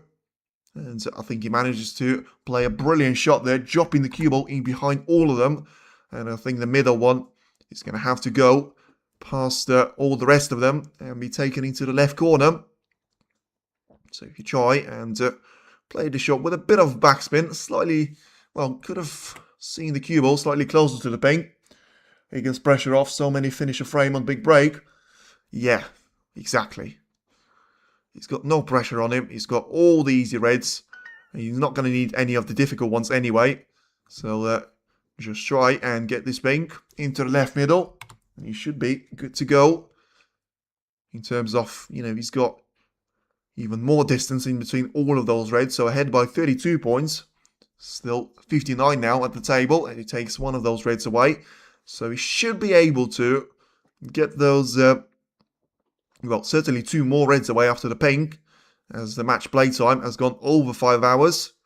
So, for 15 frames to be played, 5 hours is, what is it then, in minutes? That is going to be 300, so that's going to be 20 on average. Yeah, that's brilliant there, 20 minutes on average there of playing time. That is absolutely brilliant for 15 frames. And, especially for the final. Yeah, I did have the feeling that this one was flying through there. In terms of those frames, not so much at the end of the first session though. But right now, it is all about big breaks, a couple of mistakes, and it does seem like finally it is going to need, and he's going to take only one of those mistakes for John Higgins to close the frame away and get it to a 9-6 deficit for him to be trying to chase Kyren Wilson down. But as I say, I think it was a very cheap mistake, and as long as Kyren is able to make the right conclusions of it, he won't be making the same one until we are going to be very much down to the last frame or two. He was going for that little bit of a chance for 147, and I think, as I say, it wasn't really down to that. It was just to the pure, maybe slight positional play mistake, and then same sort of grade of a mistake on the potting angle as well, and you result in having the black to cannon onto the top part of the table and be missed. And this red is not going to be missed there, so 47 points is going to be the advantage of John Higgins after a break of 64, as he still tries to get anywhere near that break of 71 points. And yeah, a bit of a weird one, because you can't blame that on a 147 attempt, because he was perfect on the black. And just maybe trying to force the angle too much there. And game on. Well, it certainly is now. I thought I was going to wait till the pink, and especially with all the drama, but it is going to be the break of 70 points, and it's 9-6. So the script is still followed there. As I say, Boy User was able to take 3 frames away there from Higgins for him to be having a, well, I think it was 9-5 of a difference, and Higgins was able to pull one of those frames back. He's not going to get the red though, but Kyren Wilson sees no point in trying to force this one. He needs to keep the momentum of his in the last couple of frames and try and take it into frame number 16 for him still to be the winner, and take it quite comfortably right now. Take it now before he gets uncomfortable for you, is what I would say to Kyren Wilson. Because don't try and force the game. Just try and play it in a natural way. You managed to do it 9 times. As much as it's difficult to get over the line, you have to try and do it on the 10th time as well. And you should be good to go with that brilliant crystal trophy. Well, back home with you. And Higgins in the play to win from 6-5. Thanks for the chat. No worries, but listen, you can't criticize the player too much. If he wanted to throw the match, he would have done it right now. He had the perfect opportunity, and yet he decides to battle on. And 10-6 is not a bad scoreline at all. If he was to lose the next frame, which of course remains to be seen, Wilson will have to fight this one, and Higgins won't make it any easier than he has to. Wilson, though, will have that mistake on the black in the back of his mind. He was able to get a couple of those out of his head quite quickly. Let's see if he can try and do it one more time. Yes, Kyren needs to finish soon or pressure will be on him. That's true. But he'll take a couple of those frames to the pressure really be on him. 9-8, 9-7, I still think he's got it. 9-8, maybe. There's going to be something going on in his head. Still, a long way off that, and just because Higgins had a good clearance of 70 points doesn't mean anything. And if I was Kyren, I'd still trust himself to try and go for this raid, which I think he will. With a long shot, once again. The blueprint after the break-off shot of John Higgins for him to try and go for this one into the left corner every single time. I think he manages to make around 70% of those. And I actually expect him to make this one. He didn't. Spoiler alert, he didn't, but he was never going to leave anything away to John Higgins because that red was always going to go slightly higher up than the cue ball. So one of those risk-free shots, which you're more than welcome to take at 9-6. And he was 2 frames down against Zhao Xington. He was 3 frames down against Judd Trump on a couple of those occasions. He was 4 frames down against Kyren Wilson. I mean, the script is there for the incredible comeback. He just, has he got the tools and has he got the ability to somehow find 5 perfect frames? Well, he does seem to be finding a bit of form here. I still think that, you know, class is permanent, form is temporary. And he's able to get another red in.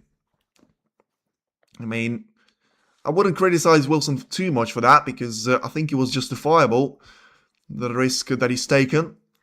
But it's now 2 risks that he's taken, one different than the other, and both of them have led to a chance to John Higgins. You know, one of them has led to a break of 70 points, the other one has led to 4 points and counting. 9-7 is not too bad, but 9-5 was better. And let's see. John Higgins, sometimes, if he finds his groove, he can be the most dangerous player on the tour. Like Kyren to win, if only that went off Higgins after that scandal with Davis, which honestly I think he got off very lightly. To join this channel. Thank you, Mohammed. And I know the case that you're talking about, but listen, I know the case that you're talking about, but I don't know everything about it, so certainly not going to comment against John Higgins. And I'm pretty sure that the Players Association have been massively on his side ever since, and I think for everything that he's achieved, he deserved a second chance. And I mean, that probably was a bit of a mistake there that he's made. And the break of 12 points, it's not quite going to be the same story as last frame. I actually thought it might be. And this really is still possible. But it's a long shot. I wouldn't call it a mid-range shot. And he needs to make this one stick. Otherwise, you'll have Kyren right back in this one. And he will. Does he leave anything? He does to the yellow pocket. It's not going to be easy, but I would expect Kyren to be able to, well, have the ability to actually make this one into the pocket.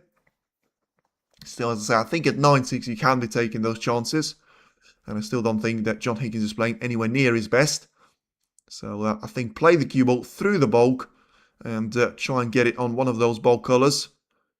It's close. It's very close. Just about wobbles out. And still, as I say, it was worth the attempt. He didn't leave anything away to Higgins at all. And he was perfectly on the brown in the case of him making that shot stick. I mean, technically, there is a red available, but I don't think Higgins, in his wildest dreams, will be considering to go for that one. It's too much pressure. The hand placement is going to be awkward in terms of the yellow. And the cue ball placement as well is going to be quite weird on this occasion. In terms of him trying to hold it for the pink. It's a really difficult shot and you put yourself right into those reds. In opposed to the shot that Wilson has played. The reason why it was so good was because it didn't actually cost him anything. And he was never going to. Go Higgins, well, we can always hope till the end.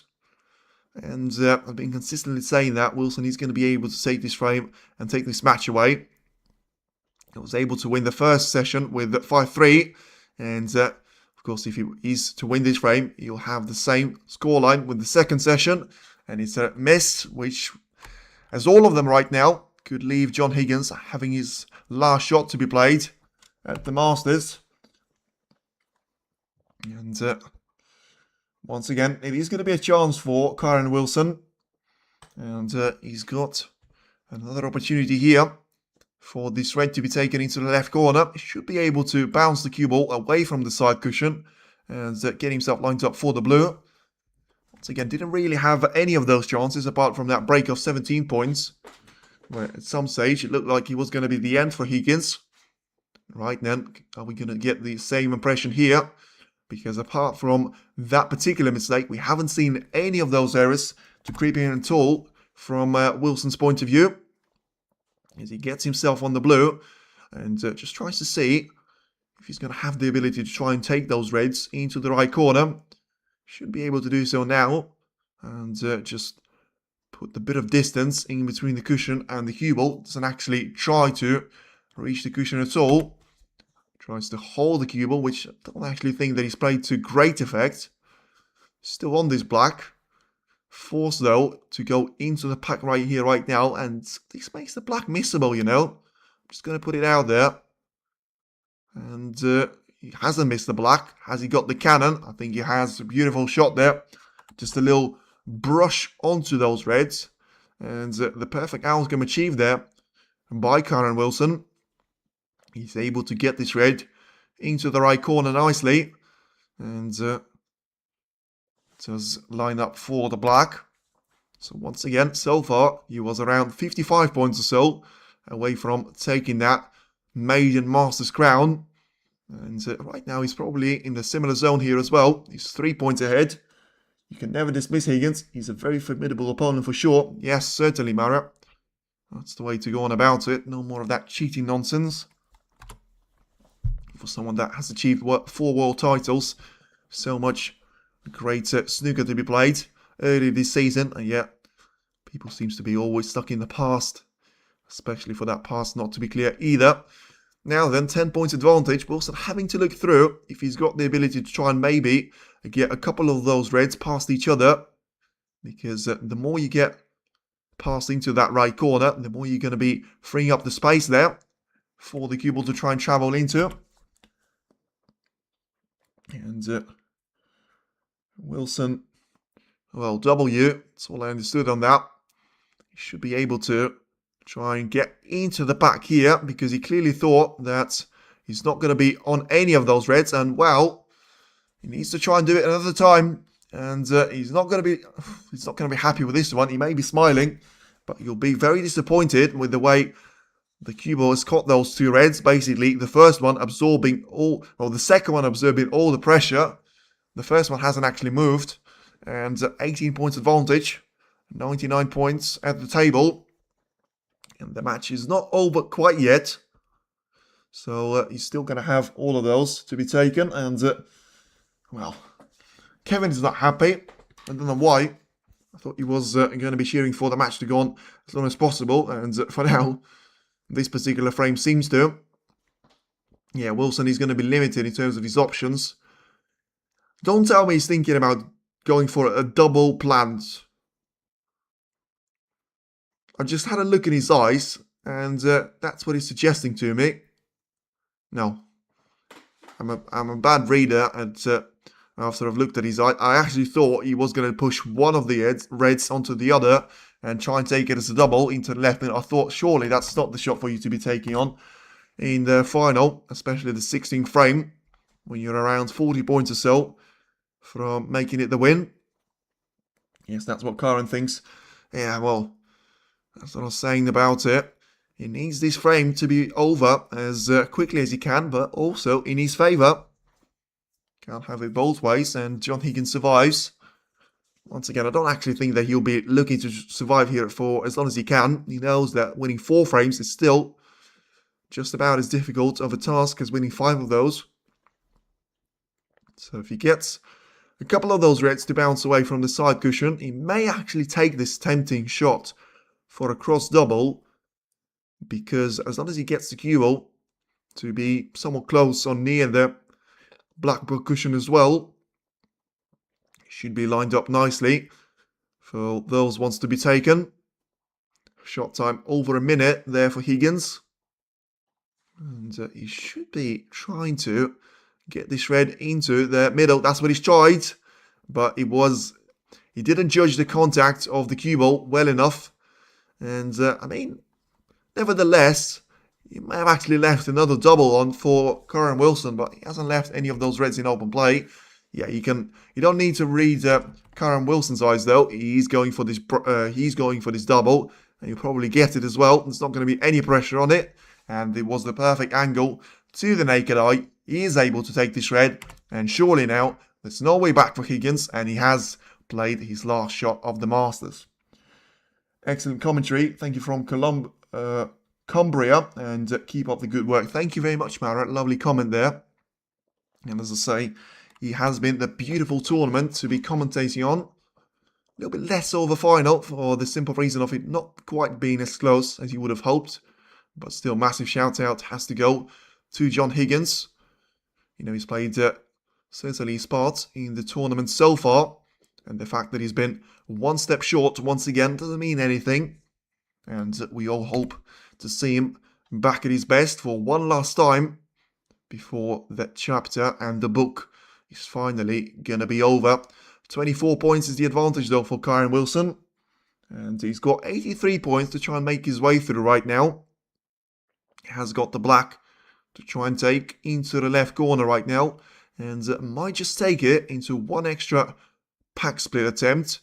He's taken it, and it hasn't worked out well either. In relation to the previous one that he's taking this shot, once again he's going to be 15 points closer to that ultimate goal and the ultimate target. And this time around, I think he has got the opportunity to try and take one of those reds into the middle. Whether it's going to be the one into the right middle or the left remains to be seen. Yes, Higgins legend, here he is. And he's not out of this one just yet. 31 points down, 83 at the table. It's the closest that Kyren Wilson has ever been to the Masters crown. Closer than the previous frame. He has to take this red though. Whatever you do, don't hit the back and jaw. And I think it's in. It is in. Now where's the cue ball going to finish? It needs to be on that. And you can see the reaction there with him biting the cue. He clearly didn't finish on the black. Camera work did a very poor job there. And Wilson has the cue in his mouth. At least he's still winning, is all I would say. And, well, I'm not too sure what the crowd was saying there because they didn't have the audio on. But all I could see is Kyren smiling and the crowd applauding. So, certainly someone said something funny about that one. I mean, he should keep the audio on because he's done the same thing there. And as soon as it hit the audio on, the crowd was laughing, but still missed what he said. And yeah, Higgins is not enjoying this one too much.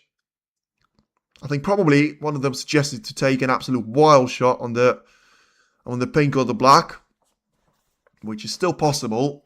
But I think at this point, Wilson will be looking to steady the ship. If he didn't lose the previous frame, he could have had the option. But maybe he'll take the pink into the left middle without any attempt to try and land the cue ball on the reds. And yeah, in the end, just probably making the right decision, putting the pink perfectly onto the ball cushion, having 32 points of difference in between himself and his opponent. And 75 still up for grabs for any one of those two. And Higgins has to try and go for it in a controlled manner. Weird it might feel to be hearing that sort of statement. And for now, just getting the little pack of the three reds to spread away from each other. And, well, he's hit the brown pretty much full ball, which is going to leave the cue ball on the brown spot. He's not going to have any of those colours in the way. Safety success so far, 68% for Higgins. That's nowhere near good enough, even for the final. 76 for Higgins, 76 for Wilson. Looks to be a lot closer to the level that would be required for you to be somewhere close. And once again, this has to be, I mean, I've said it before, and I'm not going to get tired of this one. Wilson apologises, but he would have been on the green anyway. 33 points advantage, with only 67 of those at the table. He's got around 3 reds in between himself and the guaranteed Masters crown to be his for the first time in his career. And I'm just going to check something. I don't actually know how old Kyren Wilson is. And I'm very interested too now. He's 34 years of age. Wow. He's younger than Trump. I mean, I shouldn't be acting surprised. I should be like, yeah, I knew that one. I knew that one, because it may seem like I'm really not knowledgeable at all. But I didn't know that he was younger than Trump. It makes sense because he broke through onto the arena a lot later than Judd did. But still, it comes away as a bit of a surprise there. Yes, Kyren, tie up the pink. Dika enjoys this one, and so he might. And ever since then, Kyren Wilson is able now to get himself a brilliant long shot, and he's 39 points clear, with having 59 of those still left out at the table. And I think he has to take the black onto the left corner, because even though he's perfectly lined up for the blue, he has to send the cue ball for the top part of the table. And that's going to make the next positional shot on the Reds slightly more difficult. Still has got two of those quite close to each other. And is he going to have the perfect bounce? He will. Well, another beautiful shot there for him to be making. And just 3 shots away from a guaranteed Masters crown. There's not going to be any way back there from that point for John Higgins. And he's 3 frames down. That has been the story. And the story always seems to have had the cliffhanger for John Higgins to try and make his way out of. But every single time you're on the edge, sometimes you're going to find yourself on the wrong side of the edge. And Kyren Wilson didn't have to do that. He was out for me in the quarterfinal against Neil Robertson. And he was certainly out for himself, as he said, in the match against Wu Yize. But right now, he's about to deliver the blow punch. He's 52 points clear, so he doesn't technically need this raid, but he needs it to ensure that it is going to be all over. Just try and roll this one into the left corner and put yourself 53 points clear with 43 at the table, while still having a chance to go for one of those colours. It is going to be in, and you can see that it is going to mean a world to Kyren Wilson. And he needs to try and compose himself for one more shot. And after that, he can party all day and all night. Champion Kyren. And 10-6. Betsy, why do I have the feeling that it's the Polish language that you type in these letters in? Now then, the green, for it to be all over. And it is gonna be all over. Kyren Wilson has got a sigh of relief. And boy, does he deserve it. Now, 56 points advantage, 43 at the table, so 4 snookers needed. I don't think, well, maybe Higgins will come back to the table. He's trying to make an absolute brilliant shot there. And it is going to be a handshake in between the players, and you can see that it is going to mean the world to Kyren Wilson. But boy, does he deserve it. Happy Kyren, delighted Kyren, disappointed for John Higgins, but he certainly played his part. But in the end, only one of them could be crowned the champion, and this one has to be named Kyren Wilson. Brilliant from the Warrior, and he might not stay the world number 2 for a very long time if he's able to continue and well, keep this form for the rest of the season. Could he be the threat for the Crucible? He's certainly not going to be the underdog, with him being the world number 2 and the former winner in 2024. But for this final, it is going to be all over. And it is Kyren Wilson to take it away from John Higgins with 10 frames to 6. All the damage has been done in the frames 12 and onwards. Higgins tried to fight back, but in the end, it is an absolute carbon copy of Wu Yize in the International Championship. It wasn't good enough at the end, but John Higgins still put up a hell of a fight, and he certainly can be proud of that one. It is Kyren Wilson 10, John Higgins 6, and a great Masters tournament. He's about to end it, but we'll be back. We've got Australian Open coming up at the Tennis World, and I think we're going to start that one with the 4th round on both WTA and the ATP Tour. But then we've got the German Masters. And guess who's the current winner of that tournament at the Machine Seeker German Masters? It is going to be the one and only Kyren Wilson. So he's got the Masters crown to defend. And he's got the German Masters to try and defend next week. As we get up and running with qualifiers, with maybe, just maybe, fingers certainly crossed for that one, Ronnie O'Sullivan, the 7-time world champion, about to feature in the Masters at the Germany as well. For now though, congratulations to Kyren Wilson, commiserations to John Higgins. The better player has won, but the champion can be back for one more time. We all hope so. It is Kyren Wilson's night though, and he can certainly party, and he deserves it. Thank you very much for everyone tuning in. Feel free to subscribe on your way out and hit the like on the stream. You've all been incredible. Thank you for the chat, and we'll speak to you soon at the AO, Australian Open, or the German Masters, when you're interested in snooker. Thank you again, and we'll speak to you soon. Take care.